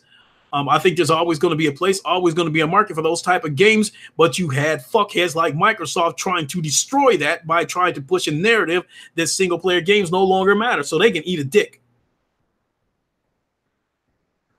So getting back to Activision, I'm hoping that they will get the message with Sekiro that every game does not, they don't have to try to get drug money like Microsoft is trying to get. And I hope Activision will take a long look at adding more single player games to its lineup. Robert McLeod, what's up? Said Virtual Boy was bad back when Nintendo released it. I tried it. I couldn't play it for more than 5 minutes. But I think back when the Virtual Boy was out, if I'm not mistaken, that could have been, during the time when I was, at a younger age, out in the street, chasing women, doing all kinds of shit. So I don't know. Yeah, if you were to throw a Virtual Boy in my face right now, I'd probably throw it back in your face, so be like, get that, fucking shit out of here.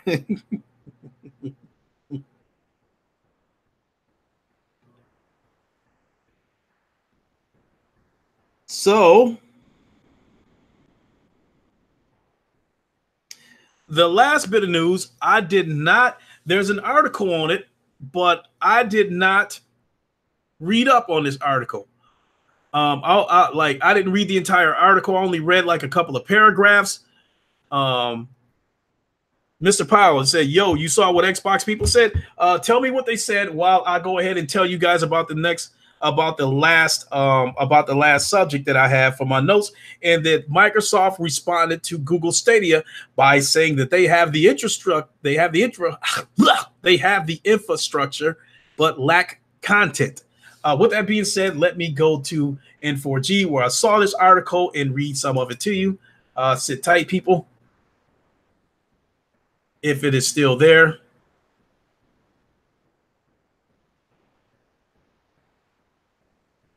Whoa, hold on. Also see an article here. New patent shows high-powered next-gen PSVR possibly for PlayStation 5. I am going to come back to that in a second.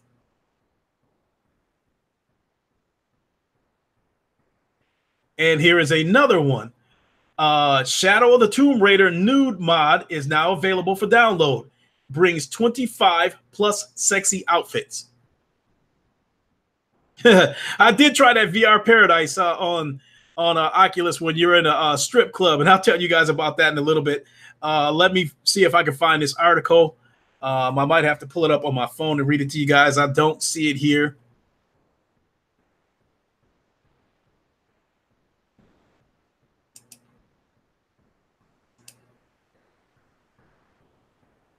So you got to get that mod, huh, Coon?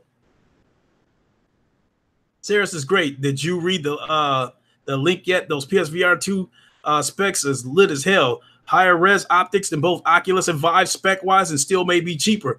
Yeah, I get you. Salt speculation. Take it with a grain of salt. Yeah, I get you. But one thing about this, the next generation PlayStation VR, I expected it to be more powerful than the current Oculus Rift and HTC Vive, because as these headsets as Sony was getting everything together in terms of having people manufacture the parts and shit like that, a Japanese company was supposed to be manufacturing the lens that was supposed to be more powerful than anything that was on the market at the time. So with that being said, that even if Sony's headset will still be more powerful than the current Oculus Rift and the HTC Vive, it doesn't mean that it's going to be the most powerful headset on the market, because we still got like Pimax 5 and 8K headsets out there. So, and like I said, I think I think this time within a few years, the pot's going to be overflowing with VR headsets. But let me see if I can find this article about what Mr. Microsoft had to say about Google's lack of content for the Stadia.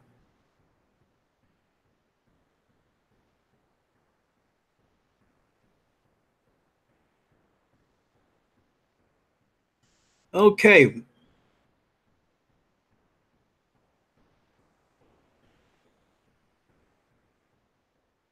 I'll just get straight to it. They were talking to Microsoft Chief Marketing Officer for Xbox, Mike Nichols.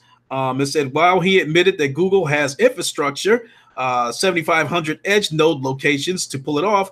Nichols pointed out that unlike Microsoft, they don't have strong ties to game developers and publishers to deliver content that fans expect. So I'll leave it at that.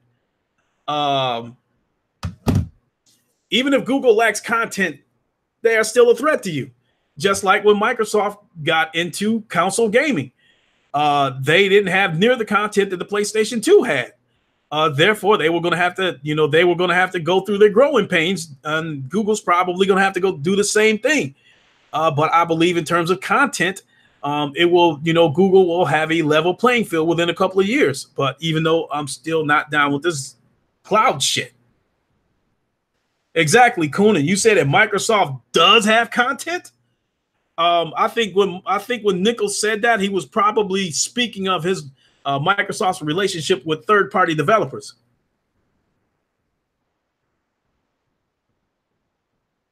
And so now let me go back to these. Let's look into the specs of the next-gen PlayStation VR. Let's have a look at this patent.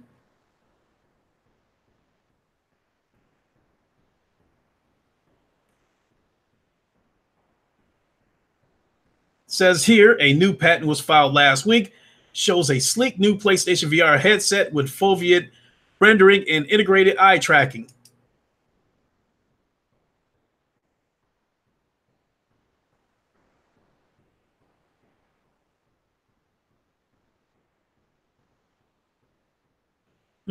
Give me a second to read these. It seems a new patent that was published less than a week ago from Sony Interactive Entertainment Incorporated Tokyo shows off some rather enticing hardware, presumably set for the next PlayStation console. The new PSVR headset looks to be one capable machine, along with discarding all of those cluttered wires that have turned many would-be VR users away from the immersive tech. The new gear looks to come equipped with some impressive features, such as integrated eye tracking, foveated rendering. By utilizing these features within virtual reality head mounts, game experience in virtual reality would become much more in-depth and massive. Using integrative eye tracking allows for a headset to determine where the user is looking within the VR headset, which then allows the foveated rendering to kick in. What foveated rendering accomplishes is rendering what the user is looking at a much higher quality than what is in the foreground of the game. In other words, what players aren't looking at is rendered at a much lower quality compared to the focal point.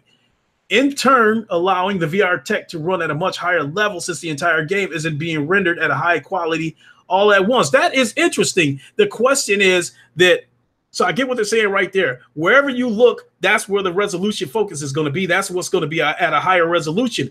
Everything in your peripheral vision is probably going to be at a lower resolution because that's not where you're looking.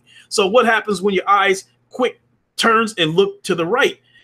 Will the eye tracking be able to pick that up and bring the resolution up at a split second like that? Or is this going to be a situation where if I'm looking at the left and then I look to the right, will the shit be blurred for a split second while the eye tracking determines where I'm looking at? That is a very interesting question.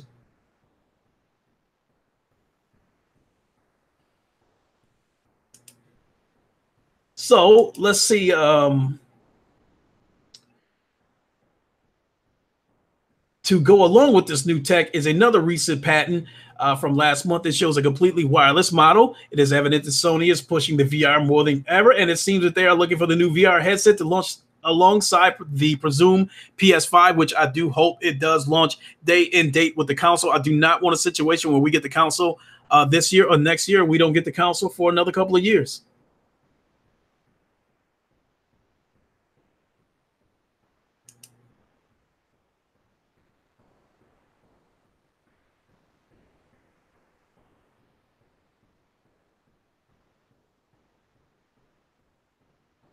Oh my God.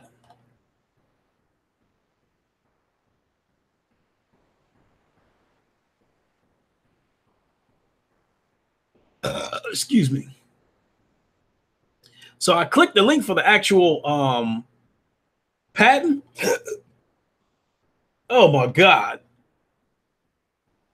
This shit is a mile long, so I'll have to go back and read it at another time unless I can find someone's video who had already looked at the patent and they can condense it.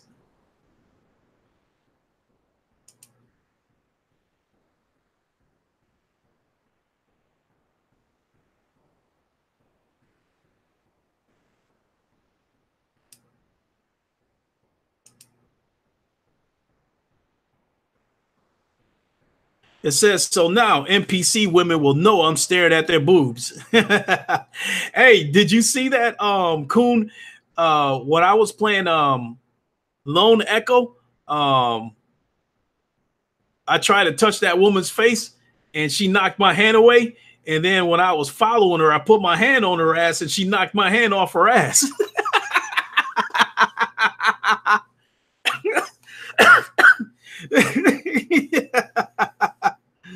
Oh, Craig Harris, new Star Wars trailer hit. I assume I would like to think that you are talking about the Jedi Fallen Order, the new game that's coming from EA, which I did discuss that on my notes. But I'm wondering, I understand that this is supposed to be a single player game, so I'm wondering if EA will be actually be able to resist the urge to put microtransactions in this game, as shockingly Activision has not put any, that I know of, any microtransactions in Sekiro.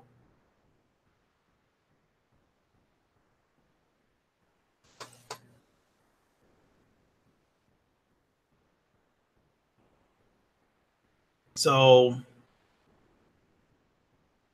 yeah, that interactive eye tracking for the next PlayStation VR, that is going to be interesting.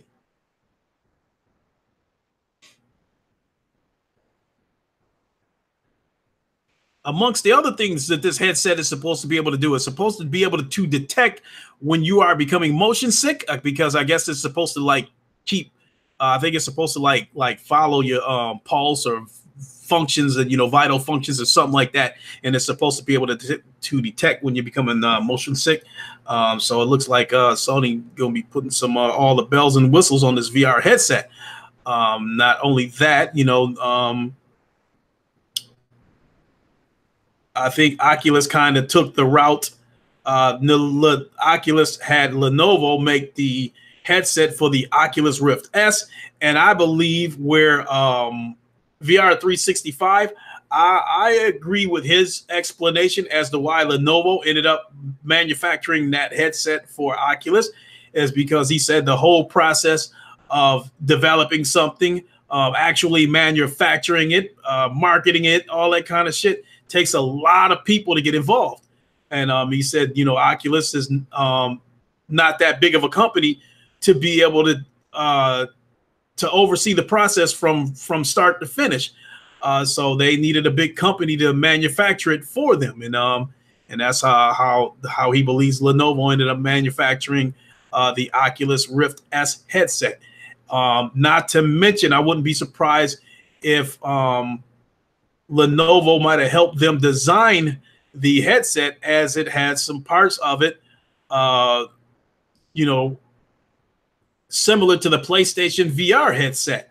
And as we know, Lenovo has a license to manufacture. Sony licensed them to manufacture headsets. So with that being said, I don't know if Sony's going to build their own headset next generation, or if they're going to have Lenovo manufacture it for them. So that's going to be interesting to see what happens with that as well.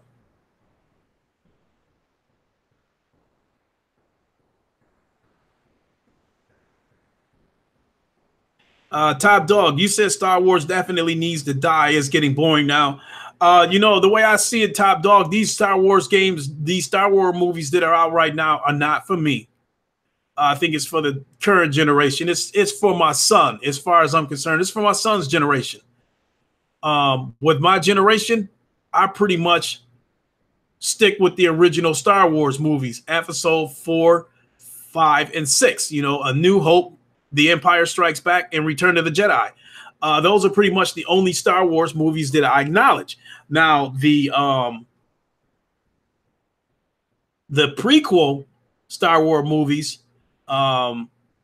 episodes 1, 2, and 3. Episode 3 was the only part of that.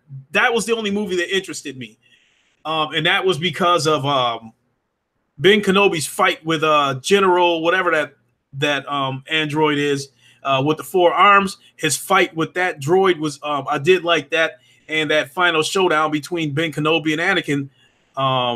At the end of the movie, Return of the Sith, I thought that was an epic lightsaber fight. I think that was by far the best lightsaber fight I ever seen. That looked like something right out of a right out of a kung fu movie where those fights last a half an hour and shit. That, I mean, that was one long ass, one hell of a Jedi fight. So I did like that. But other than that, I only gravitate towards the first 3 Star Wars movies. So yeah, without Vader, it's not Star Wars. Yeah, there's no villain like Darth Vader, and I thought The Empire Strikes Back was it was out of the first 3 movies, episodes 4, 5, and 6, A New Hope, Return of the Jedi, and Empire Strikes Back. The Empire Strikes Back, that was the movie that showed everybody how ruthless Darth Vader was. Because all these dudes, all these generals that he was putting in charge to go after the Millennium Falcon, they was fucking up, and he was choking them left and right. He was choking them out, and then he cut off Luke's hand. So I think The Empire Strikes Back, that's the movie that showed how ruthless he was. And did you see at the end of the movie where they were getting ready to put a tractor beam on the Millennium Falcon, and R2-D2 fixed the hyperdrive just in time, and they went into hyperspace and got away. But right before they went into hyperspace, Vader asked him, he said, "Did your men deactivate the hyperdrive on the Millennium Falcon?" "Yes, my lord." When the Millennium Falcon went into hyperdrive, he just sat there and looked at him, and that general, you could see him make that big ass gulp because he thought he was going to get choked out. Rogue One was good, but again, the best part of that movie was when Vader was standing in that hallway by himself with a lightsaber, was blocking everything that was coming at him. He was using the Force to choke people. He was using them to throw them up to the ceiling and then slam them back to the floor. He was fucking them all up in there. That's it,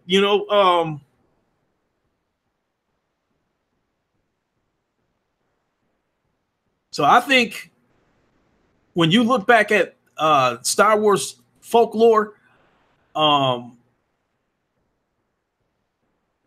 lot of this shit to me is centered around Darth Vader, and The Empire Strikes Back is the movie that showed you how ruthless Darth Vader can be.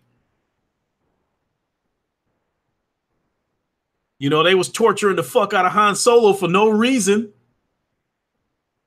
He threatened Lando Calrissian,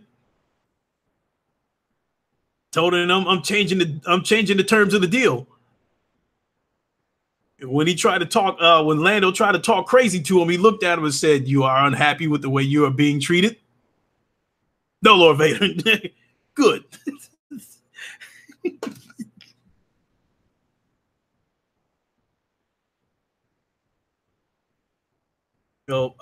Vader wasn't ruthless in Return of the Jedi.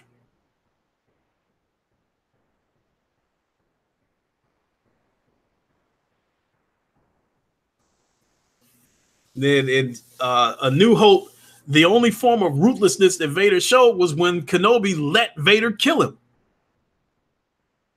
But in Empire Strikes Back, right out the gate, he was ruthless. When he choked that general out, when they came to the rebel base and they came out of hyperdrive too close to the base, and the rebels detected him, and he was like, he's as clumsy as he is stupid. And when the dude came up on that hologram, he instantly choked the fuck out of him right there. Yeah.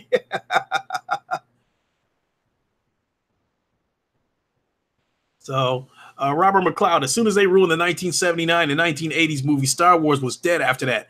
A bunch of pile of crap. Yeah, I would have to agree for the most part. So with that being said, these Star Wars movies that are out now is not for us. And I don't like how Kylo Ren can't seem to make up his mind as to whether he wants to finish what's her name, Rey, whether he wants to finish training her to become a Jedi or if he want to fuck her. He act like he can't make up his mind. And then to me, it seems to me like now he don't want to wear his Kylo Ren helmet because he's too worried about keeping his pretty feathered ass hair in check.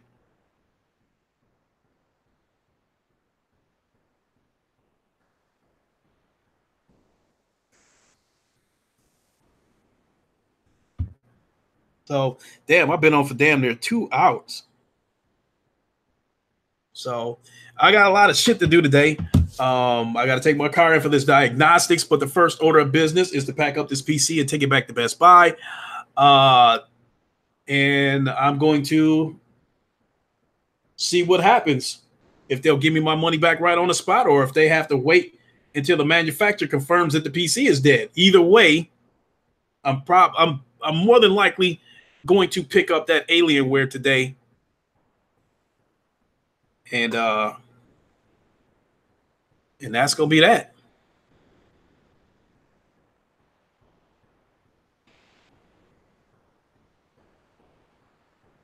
Yeah, Blue, my PC broke again.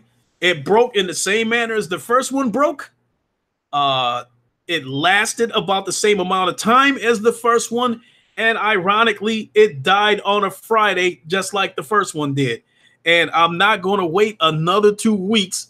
If they go through their process, and if they don't give me my money back right on the scene, if they don't give me my money back right on the spot, and they have to send this PC back out again and go through their due process before telling me the shit is dead and then giving me my money back, I'm not going to wait. I'm just going to go ahead and pick up this Alienware today, and just go ahead and get this Alienware computer, and then go from there. Once I find out what's going on with this PC, with the cyber power, I will address it as such. If they decide to go ahead and fix the PC, then I'll take the Alienware back, and just try to kill that cyber power PC again. Because if they, I think they're going to just give me my money back. But if they decide they want to go ahead and fix it, I'm going to try to kill it again, just like I said I was going to do with the first one.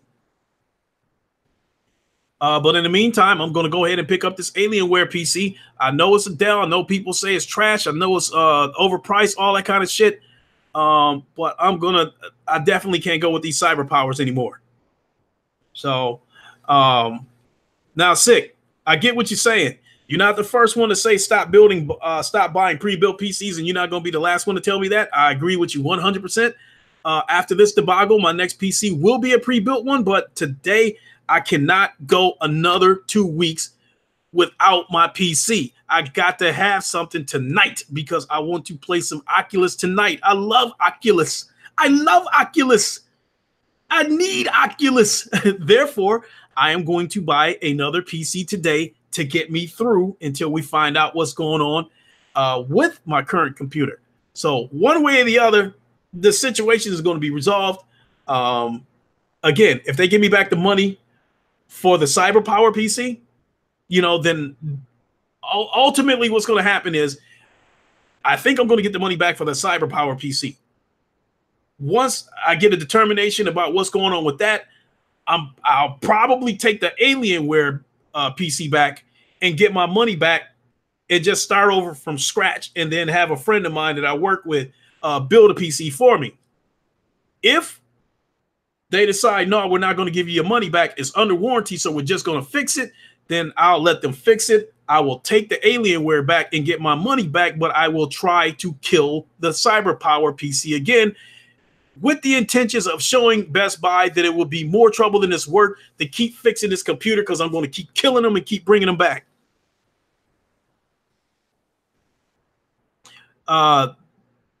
Right there, you said my PC stays on 24/7. I literally never turn either of the three off. And I'm beginning to wonder if that's what killed my PC, because it was on not all night, but it was on for probably about 4 hours while I was sleeping. And then when I got up, I said, do you have your PC on the floor? Yes, it is on the floor.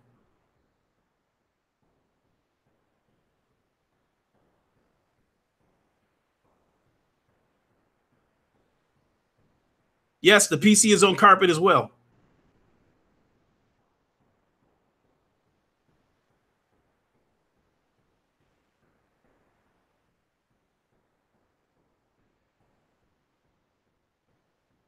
But as I was telling everybody else, Sick, this PC, it is the exact same PC. The second PC is the exact same as the first one. It died. This PC died in the same manner as the first one. It looks to me like I went into the BIOS and I saw the SATA drive, but I did not see the SSD drive. which I'm leading to believe that the SSD on this PC failed just like the first one did. This PC lasted about the same amount of time as the first one. This PC, give or take, lasted about 2 or 3 weeks, just like the first one did. And ironically, it died on a Friday today, just like the first one did. I'm getting the same error message on this one that I got on the first one, where I'm getting a black screen and it's telling me to reboot and insert the boot media. But no matter how many times I restart the computer, I keep getting that same message. First rule of PCs, never put it on the floor. See, the thing about it is, this PC that I'm at right now, this Lenovo PC that I'm at, this is not a gaming PC. It's pretty much a home PC. And I've had this PC for a couple of years. It's been on the floor the whole time. I've left this computer on days at a time. I've left this computer on. I would easily leave this computer on for about like 4 or 5 days or something like that. The very most that would happen, that like the computer will go to sleep. Once I wake it up, it might react a little bit slow, but that's usually a simple fix where all I got to do is just restart the computer. But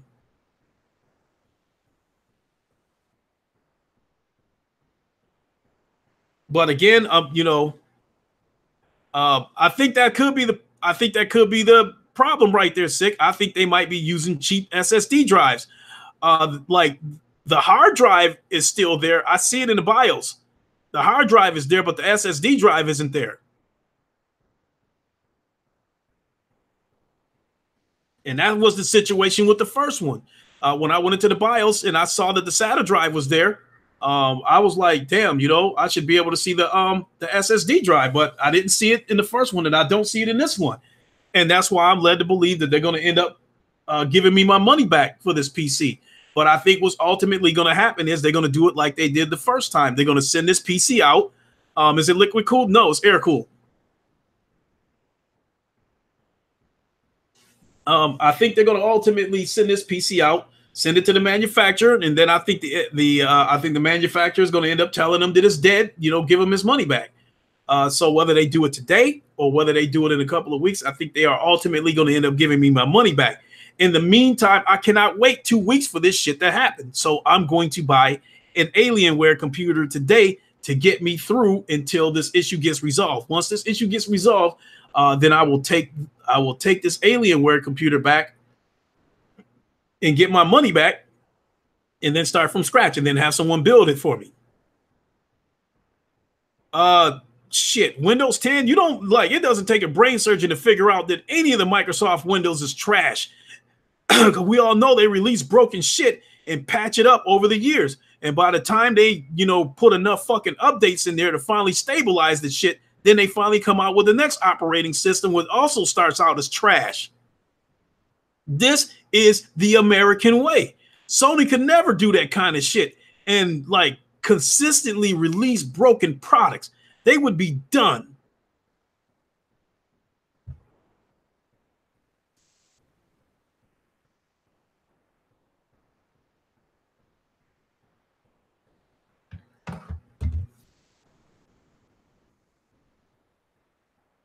You said next gen's consoles heat will come from CPUs. Watch. You think so, Spartan God?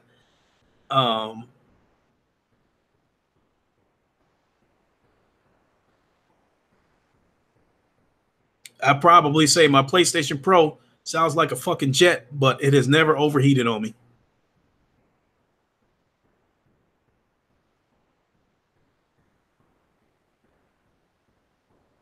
You said, yeah, Japan takes pride in their work.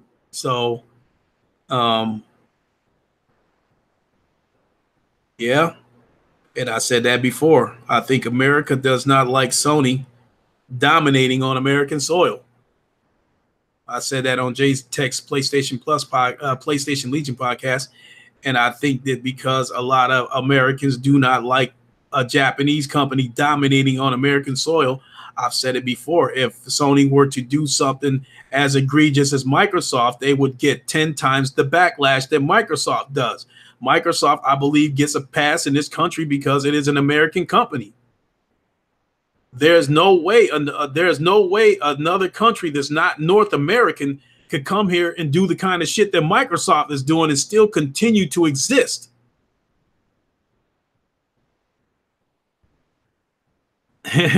Yeah, yeah. Hey, but it's all good. You know, it's all good. Sick. Like I said, I'm gonna go ahead and get this Alienware. For the most part, most of the, I think I'll be able to put everything that I had on the previous computer. I'll be able to probably put it back into the computer tonight. The problem is that it's going to bring me that much closer to hitting my data cap. That's the fucked up part about this shit.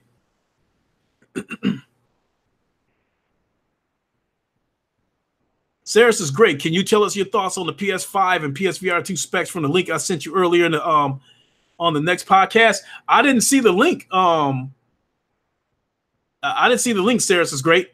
I went to the page.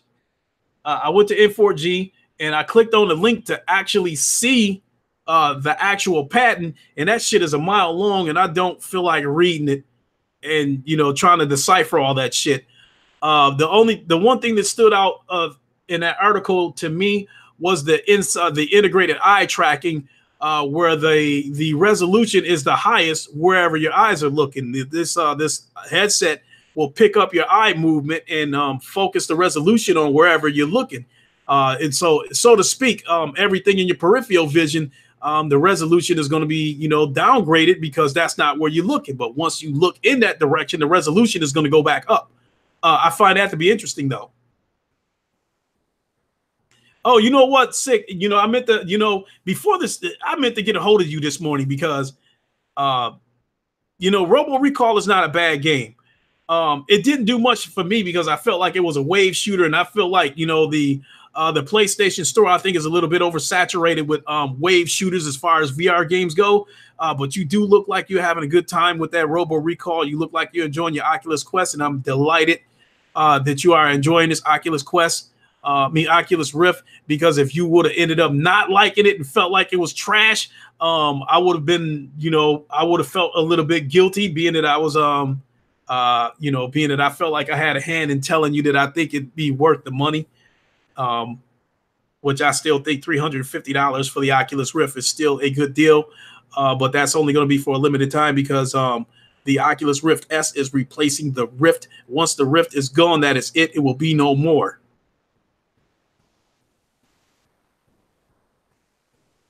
So,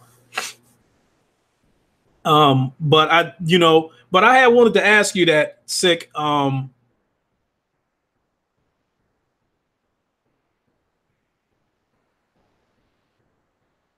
you found that out yesterday.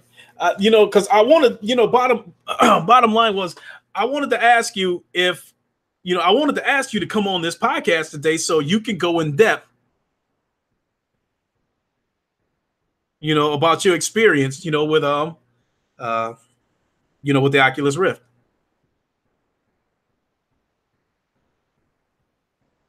You said you love the roller coaster games. I ain't gonna lie. I did a roller coaster game called Roller Coaster Dreams on the PlayStation VR, and that shit made me sick. Because I didn't think it would feel as real as it did.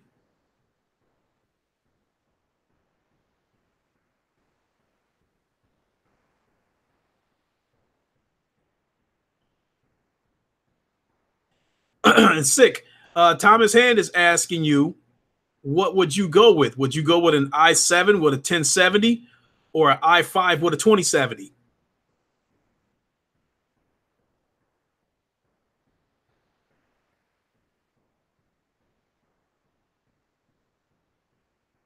Oh, I'm getting ready to take off here in a few minutes, Sick, because I'm getting ready to go to Best Buy and take that computer back and more than likely pick up that Alienware while I'm out there.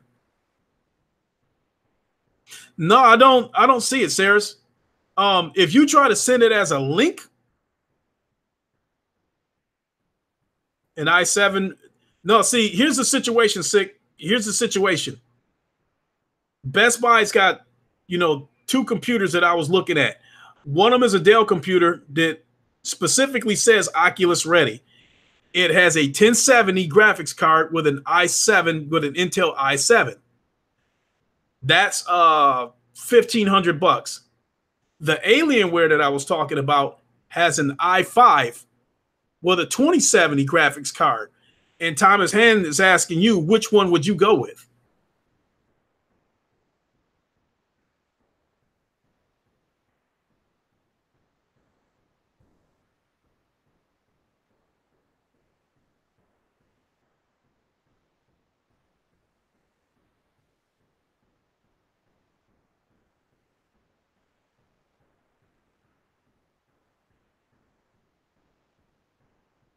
So when you say don't downgrade, do you mean don't downgrade to the 1070?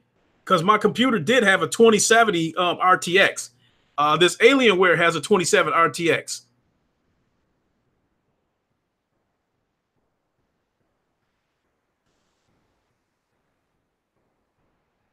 Okay, then this the Alienware then. All right, then I'm gonna go ahead and go with Alien. It's got an i5 with a 2070 in it.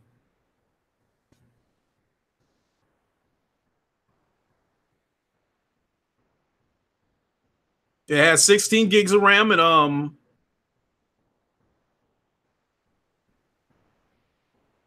so it's gonna be 1,850 bucks.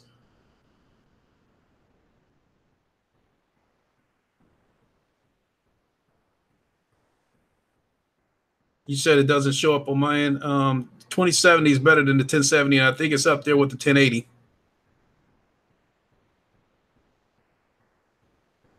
Okay, cool.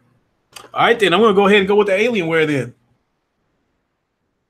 But the bottom line is, I got to have something because I cannot.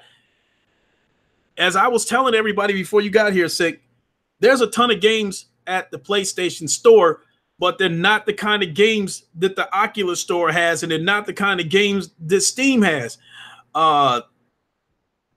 There is a severe lack of multiplayer games on the PSVR's platform. So it says, so you would go from future proofing to downgrading. Okay. On the Steam store, there is a ton of multiplayer games. Oh yeah, the tracking is phenomenal. Not only that, Sick, I bought a third sensor. So I have 360 degrees of tracking. I have two sensors in front of me and one behind me. So no matter which way I turn, I will, I'll never lose trackings.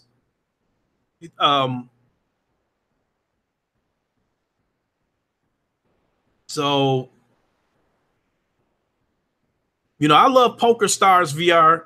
I love that game. I love how interactive some of the first-person shooter games is. Yes, it feels weird having to hold your hands in that imaginary position like you're holding the gun, but I still love how interactive the games are, where you have to, like some of these first-person shooter games, you literally have to take the clip out of the gun yourself, throw it on the ground, pull another clip off your belt, pop it in there, and then recock the gun before you shoot it. Grenades that you have, you pull the grenade and you literally have to pull the pin yourself on these grenades before you throw it. There are knives on your hip that you can use to either throw at people or you can stab them with it.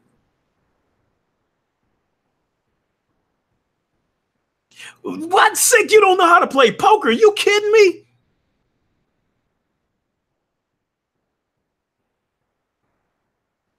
You don't know how to play poker?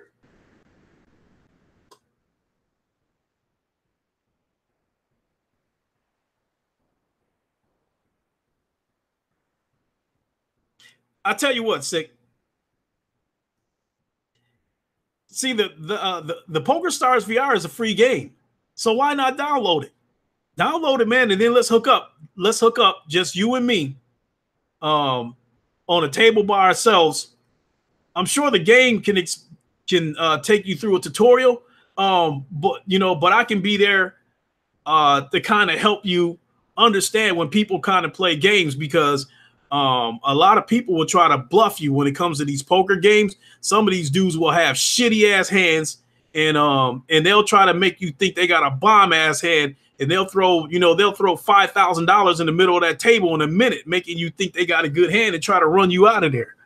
I love poker, man. But yeah, sick. There's a good amount of free games at the Oculus store, but there's way more free games on Steam. And I was telling people, yeah, we definitely got to hook up, man. So I can help you with that. I think you'll enjoy it. And then the game gives you money. You can at the center of at the back of the casino, there's a giant wheel that looks like Wheel of Fortune. And whatever you spin that wheel and whatever money lands on, it gives you that amount of money. So you get money to gamble with every day. It's a free game. So you can buy extra chips if you want. But on average, like I said, you get a free spin every 8 hours. And on average, you probably get about $10,000. The game will probably give you about $10,000 worth of chips. There's a $50,000 marker on that wheel, but I seen somebody hit the 25,000, but not the 50,000. So you got money to gamble with every day, so even if you get cleaned out and all your money get taken, you still can spin that wheel and get money every 8 hours. I think in my case, I got about 120,000 in my bank.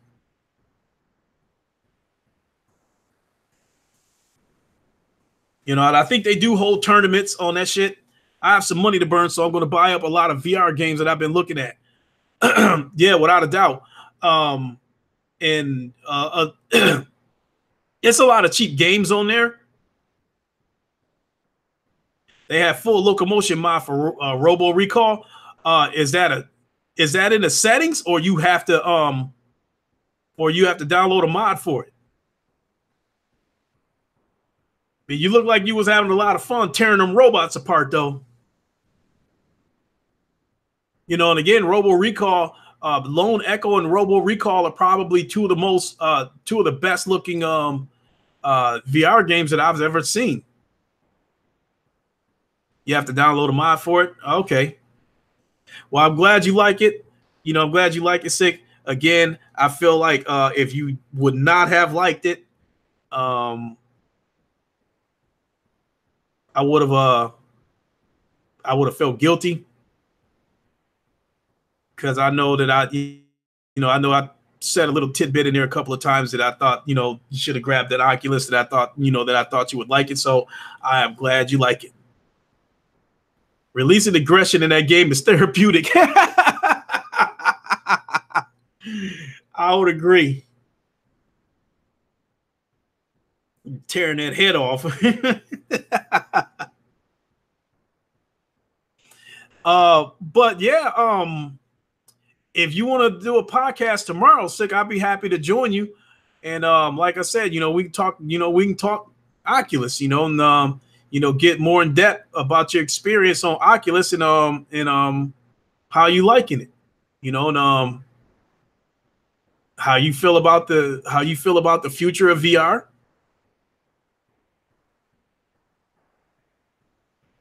You have an HP Omen, problem solved, huh? All right.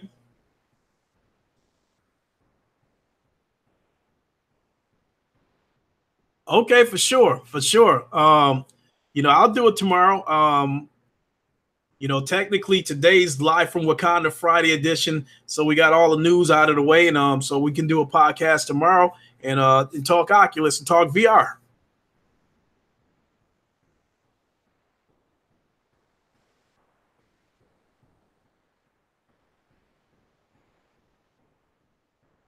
So while I'm on the subject of guests, I just want to remind everybody I will plan on getting in contact with Gamertag VR and ask him to come on as a guest next week, week from tomorrow. And then Joystick Guru has agreed to be a guest. So we'll get him on here the week after that.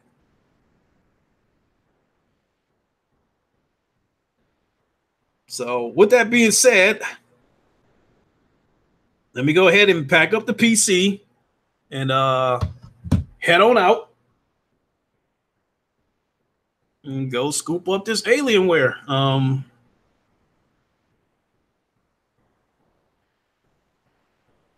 That's funny how people say that shit. Alienware, I guess, used to be the shit back in the days. I think about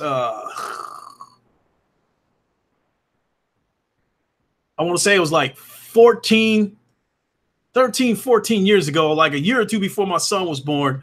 A dude that I was working with at the time, he spent $5,000 on an Alienware PC.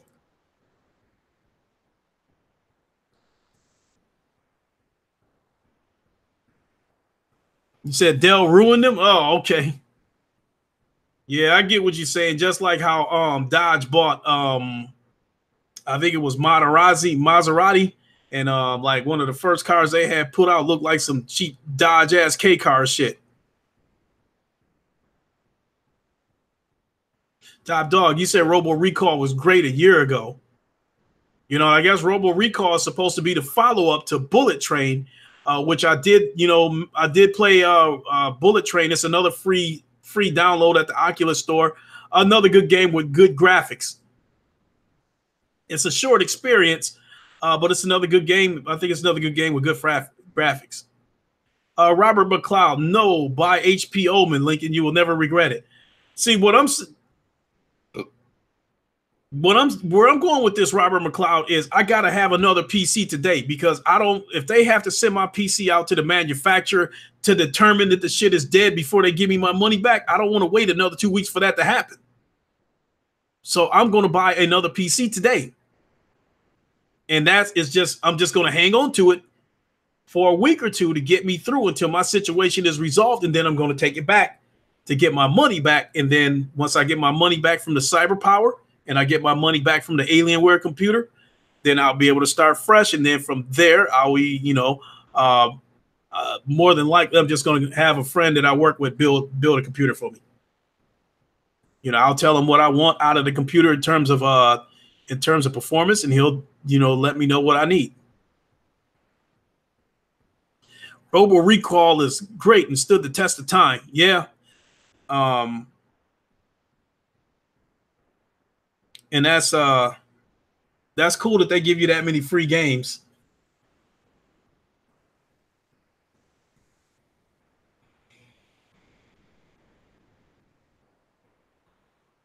You said, why would they send it out for an SSD? They should be able to change that in a few seconds and install within an hour. See, here was the situation with the first PC. The Geek Squad dude said that he said, if you want, he said, since I believe the SSD has failed, he said, if you want, you can buy another SSD. But that's going to void the warranty. And he was like, yeah, unfortunately. And not only that, I still would have had to buy another copy of Windows, to get it up and running. So now we're looking at about $300 for me to get a copy of Windows as well as another SSD. So I was like, no, fuck that. The shit is under warranty. Y'all fix it. So, so they sent it out. I don't want to do anything that's going to void that warranty. So with that being said, if I take this computer back, oh, you can fix it yourself, put another SSD in there. No. That's why I paid $200 and something for this warranty. You fix it. They should, but but the way they made it sound, it was like it was all on the manufacturer. Yes, an inconvenience to the max. It left me without a computer for about 2 weeks, and it had me, it had me smoking crack. I was losing my mind. That's why I'm going to buy this Alienware computer today to get me through until this situation gets resolved. You said black tie protection is a scam. Here's how I feel about Best Buy's warranty. If I would have bought that computer from anywhere else, sure, I would have got a warranty, but I would have had to call a third party. They would have gave me a 1-800 number to call a third party to send the shit out to them. And then I got to pay for shipping. And then the computer might be gone even longer. So all that bullshit, but by buying Best Buy's warranty, however they go about fixing the problem, whether they send it out to the manufacturers or whether they deal with it themselves, the bottom line is it's on them. So I don't think the warranty, I think it was a good thing for me to have that warranty because the issue was resolved. They sent it out. After a couple of weeks, it was determined that the computer qualified for a replacement, as their exact words go. So when I came in to get the replacement, they just gave me my money back, and I turned around and bought the exact same computer. But because I thought the first computer dying was an isolated incident, but to protect myself, when I bought the second computer, I bought another warranty as well. And now that I see that this computer died in the same manner, within the same time frame, on the same day, now I am convinced that this is a cyber power thing where they were using fucked up parts for the SSD.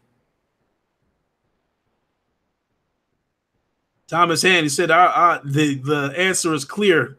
Buy your parts and get building. Exactly. But like I said, I need to get my fix tonight. Okay, so Sick, tell me what you said the performance is going to take a hit. See, like I said, it sounds like a compromise. Like, I don't know computers the way you guys do. You confirmed what I already, you confirmed what I already thought. If I go with that Dell computer,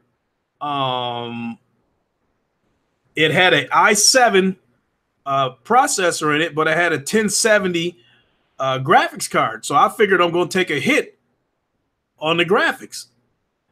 But if I go with the Alienware, I was under the impression with a 2070, I'm going to get the same graphics that I had on that CyberPower PC. But I was wondering how much of a hit am I going to take on performance?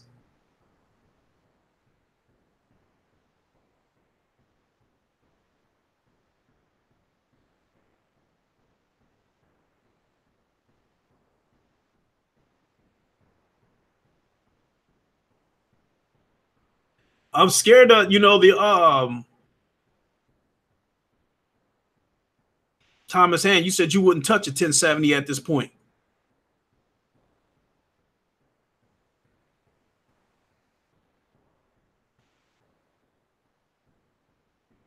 All right, hold on. Damn, maybe I should throw them all away and just go ahead and roll with the Nintendo Labo as my go-to VR.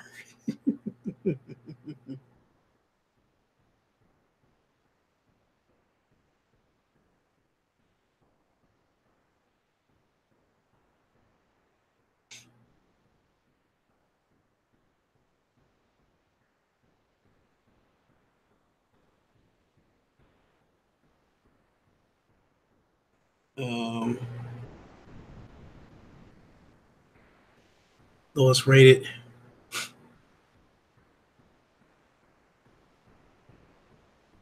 So you will be. So it looks like it's going to. I'm going to be compromising no matter which way I would go.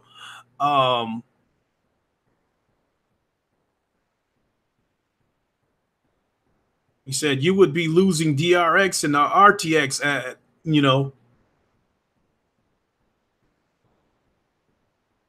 So it sounds like that cyber power I had or got has got good specs. The shit just can't seem to last longer than 2 weeks.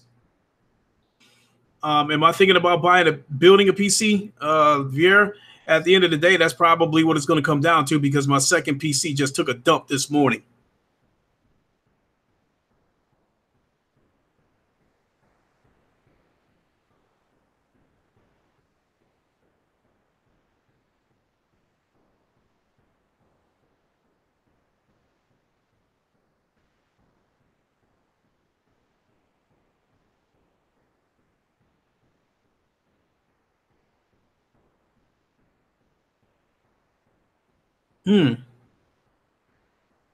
So yeah, I'm gonna be silent for a minute, trying to read over more information about these PCs. And that's the other thing, too. As far as gaming PC goes, as far as places where I can just walk in and buy a PC, to get me through or whatever the case may be, there's a limited amount of places that I can go to. And then the other thing is, with me using this Alienware temporary, well, Lincoln plays mostly VR games on his PC, so he doesn't need DRX. Truth be told, the CyberPower PC that I had, top dog, the only flat screen games that was getting played on that PC was Gears of War 4 by my son because he liked being able to get 4K 60 out of it, and the Counter-Strike. So, but other than that, all the other games that was being played on the PC was VR shit by me. And that's what I'm concerned about with this i5 processor. I'm wondering if if my VR performance is going to take a hit because of this.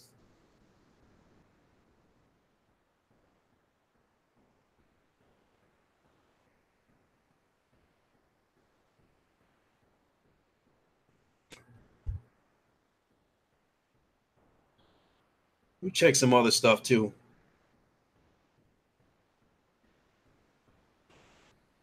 The biggest reasons why neither of my options a good time as hands is because I want a PC tonight so I can continue playing VR tonight. I don't want to wait. If so, folks, I still hope six. So, folks, I still hope SICK donates something called a 1080 Ti to the Church of the Messiah.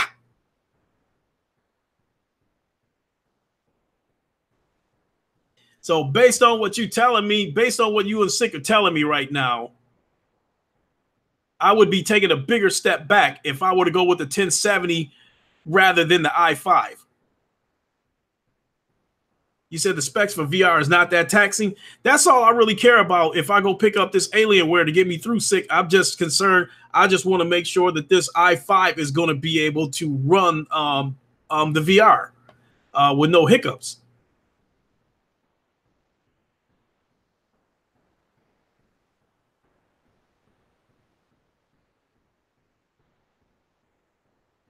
Mr. Modern, you need more specifics on the CPU. It depends on what generation the i5 and the i7 is. And the i7 doesn't automatically mean it's a better CPU for the gaming than the i5. Okay.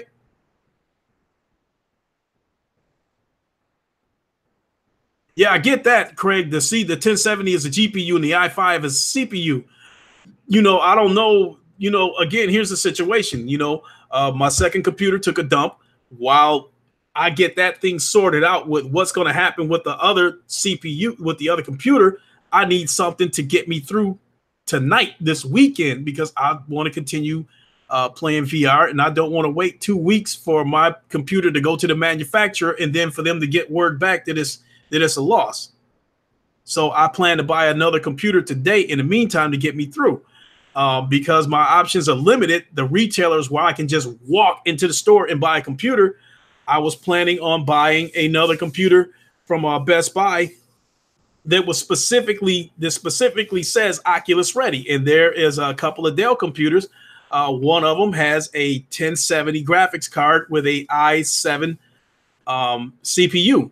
The other one is an Alienware that has a 2070 with an i5 CPU. And Mr. Modern is telling me that an i7 is not necessarily better than an i5, depending on what generation it is.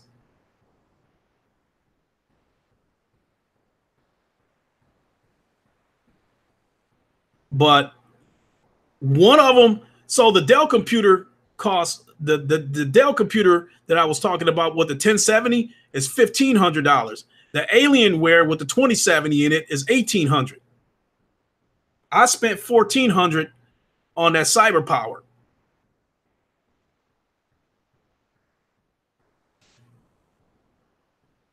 Like, I don't know much about computers, but I'm going to go out on a limb, and that CyberPower that I got, I'm going to go out on a limb and call that PC the Derrick Rose of computers. Seems to have the specs and the performance, but the shit can't stay healthy. The shit keeps getting broke. That's about the way I can sum it up.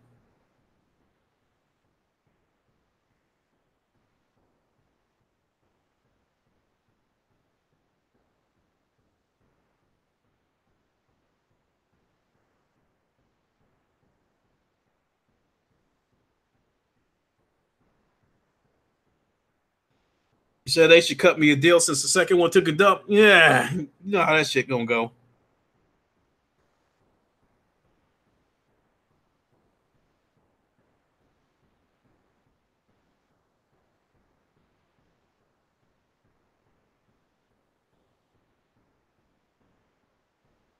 Let me see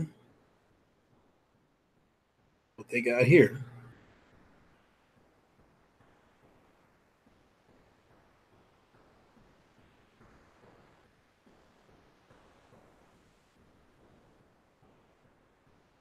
Let's see what they got here.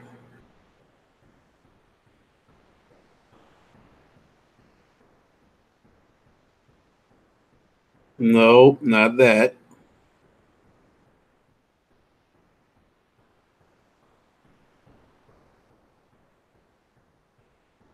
Hold on. Let's see what we got here. You should go up there and start slapping motherfuckers. I should.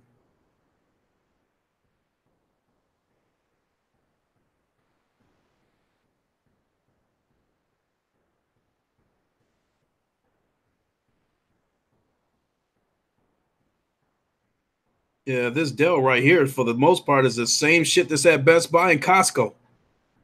That Dell computer that I was talking about with the i7, 1070 in it.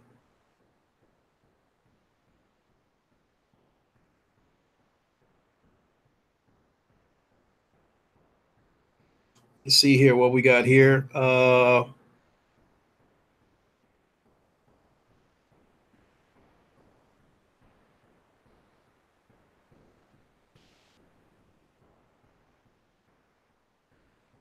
Get 12. Got an i7, but it doesn't tell what kind of. Hell no. A Lenovo here at Sam's Club for about $1,000, and it's got a 1050 in it, and only 8 gigs of RAM. And a lot of these games require 16 gigs of RAM. Said, tell him Rick James, bitch. Let me walk in there all drunk and fucked up. Night store, nigga.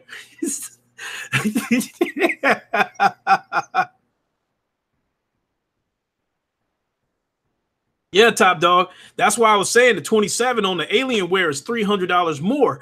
I just want to make sure that I'm not going to be compromised too much, because that one has an i5 in it versus the i7 that was in the Dell computer with the 1070. So,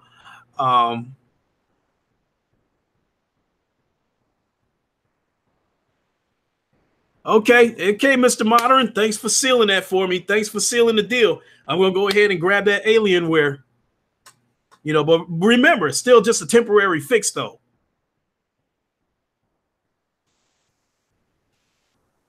Hustle that muscle, Lincoln, and go grab one of them by the neck. Oh, shit. It's 2:00 now. Damn, and I still got to take my car to the shop so they can run the diagnostics on it. Because I still was dealing with that issue. I was hoping that was the only thing I was going to have to deal with today.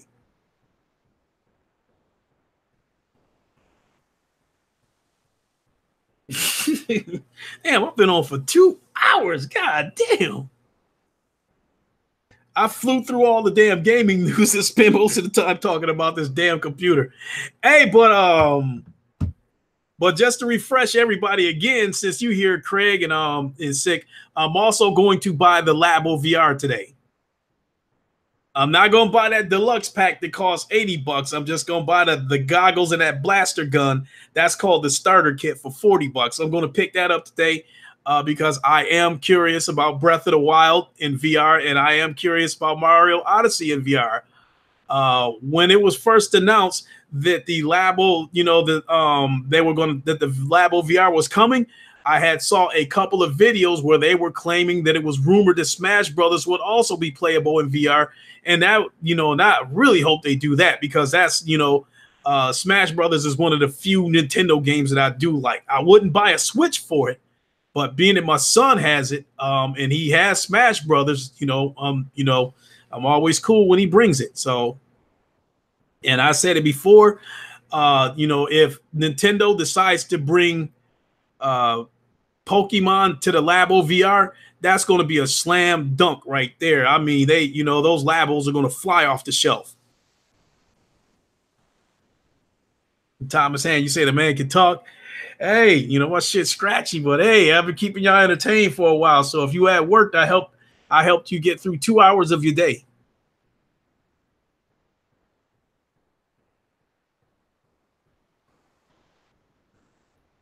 Also, one last thing that I want to remind everybody of before I close this out, that I am sitting on 497 subscribers. I got 3 more to go to hit 500 subs. Once I hit 500 subs, I will do a giveaway. Remember, the terms of this giveaway, you must have a PayPal account, no exceptions. I think this is the best way to be fair to everyone, you know, our European friends, Australian, Asian, wherever they're at. Anybody outside of North America that's subbed to my channel, I want them to have a fair chance to win something. And I think PayPal is the best way to do it because I can just outright give them money and it'll get converted to their own currency. And then they can do with the money what they wish. So with that being said, those are the rules. You must have a PayPal account.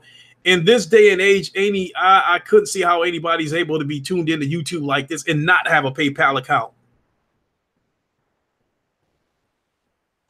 Mr. Modern, you said for gaming, the GPU is the single most important component. Yes, the CPU is also important, but you should never compromise the GPU. 27s are definitely better than the 1070. Okay, you got it. You got it, Mr. Modern. Thank you so much. Thank you, Sick. Definitely appreciate it. Robert McLeod wants some of your subs. You have over 8,000. What? Hold on. I'm going to your page right now.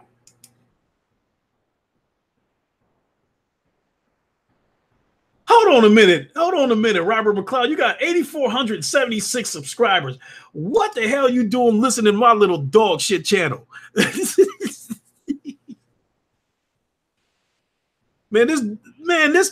channel is toilet paper. What the fuck you doing over here?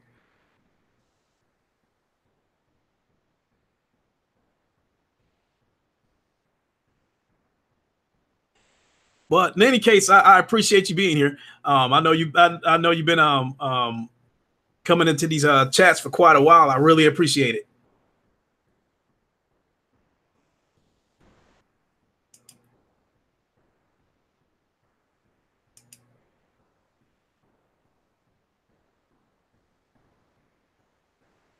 Looking at your videos, look like you got a lot of music here.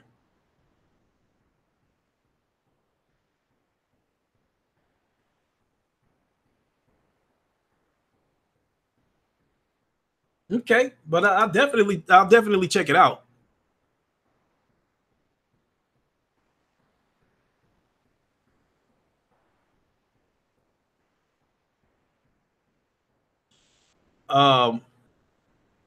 Yeah, for me, I got 470. I got 497 subs. You closing in on 8,500. Robert McLeod. But yeah, if you want to give me some of your subs, send them my way.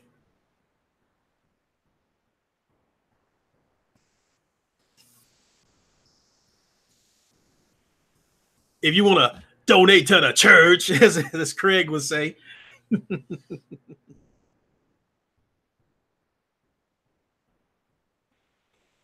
All right, folks, but that's gonna do it for me. I'm gonna go ahead and start packing up this PC so I can head on out to Best Buy.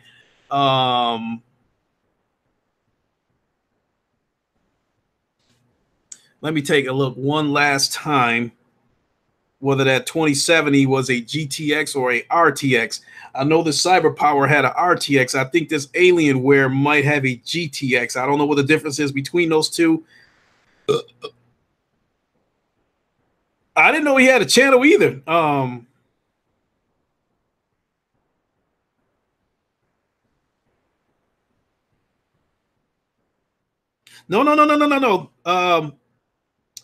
This Alienware has a GTX, a GeForce RTX 2070, pretty much the same graphics card my CyberPower has. So, all right.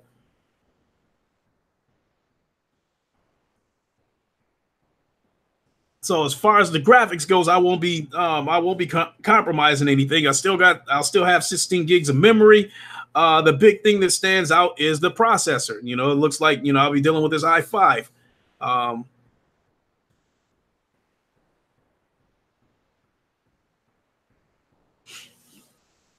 So here, Robert, let me sub to your channel too. Return the favor. There, Lincoln Clay is a sub.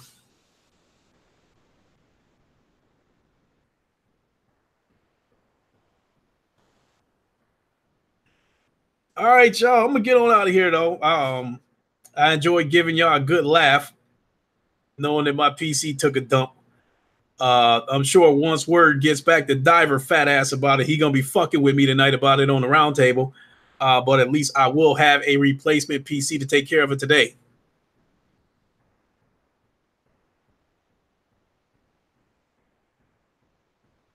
Fatal Sherrod, how's it going? My second PC took a dump. Yes, it took a dump.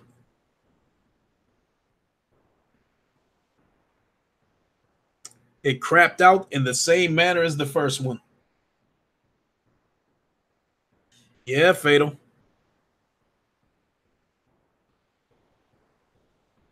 And once I get done with this, I'm getting ready to go pick up a Alienware PC as a temporary fix to get me through until the situation with my current PC gets resolved. And once after that, I plan to start from scratch and have a PC built for me. You said, how in the hell do you have two PCs take a dump? Keep in mind, Fatal Sherrod, these were the exact same PCs. The first one took a dump. When it took a dump, I thought it was an isolated incident. And I was thinking that, the second one hopefully won't do it. But the second one died the same way the first one died. And it lasted about the same amount of time as the first computer. It only lasted about 2 weeks. And ironically, the first computer died on a Friday. And so did this one.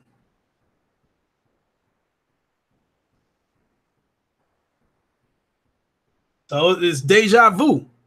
There won't be a third one, so I'm taking this shit back, and I'm not fucking with cyber power again.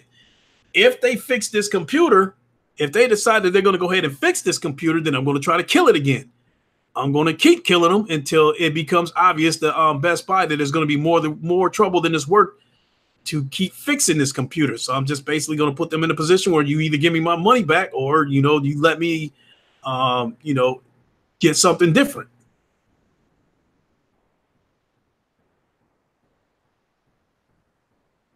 You said you've gone through 7 PCs within the last 6 months and none of them took a dump on me. I'm not as advanced. I'm not as advanced as you guys are when it comes to PCs. And it was you, Fatal Sherrod, who had told me that cyber power is notorious for putting cheap, untested parts into their products, into the PCs. So,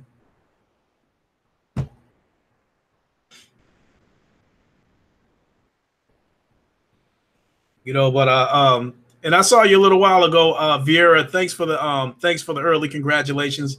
I appreciate that. Said Thomas Hand, Lincoln is the only guy I know that Microsoft can give him the red ring on PC.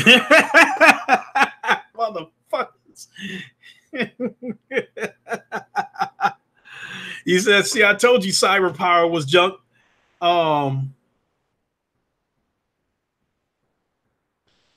People ain't got a terrible amount of good things to say about this Alienware PC that I'm about to go pick up, but it sounds like it's a better option than that cyber power I had.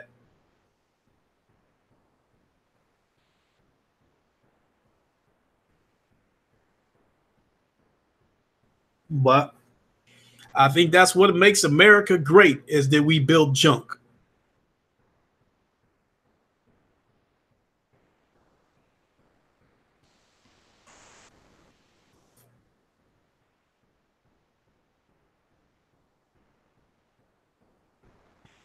Said, now you're jumping out of the frying pan and into the flames.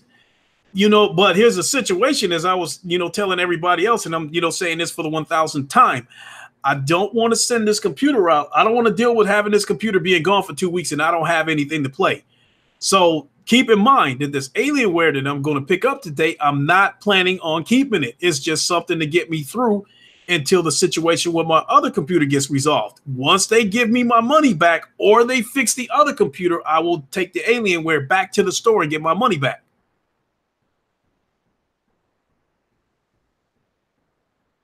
Yeah, Thomas Hand, you said if the cyber power was reliable, you'd have a winner. That's why I called this cyber power PC the Derrick Rose of PCs, because it appears to have the performance and the specs, but the shit can't stay healthy. Just like Derrick Rose when he was with the Chicago Bulls, an extremely talented basketball player, but the dude, the dude gets hurt just taking a shit.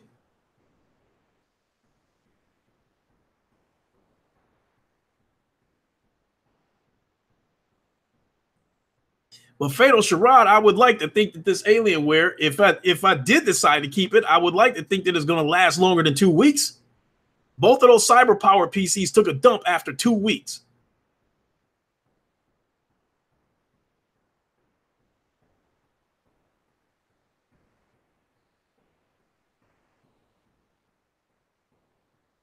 Says that more knockouts than Rocky.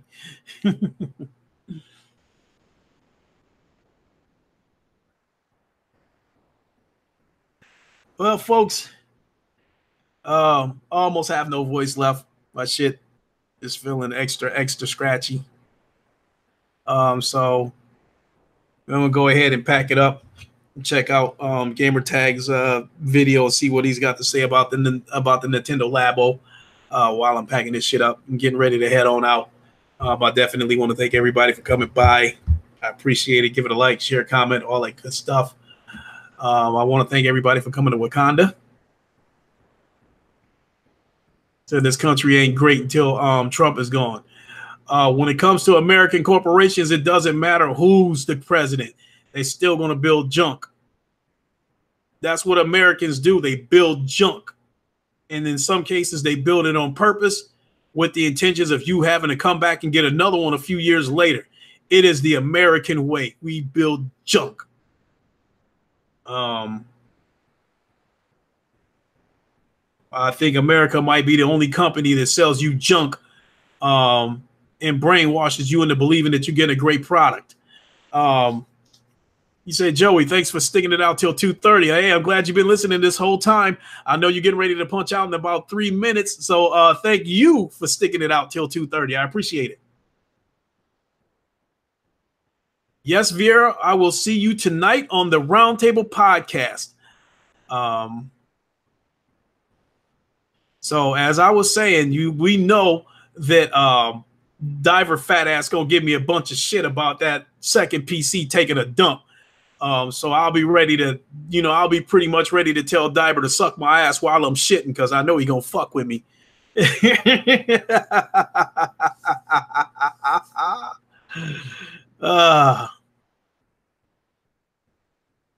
So again, I'm out of here. Give it a like. Thanks for coming to Wakanda.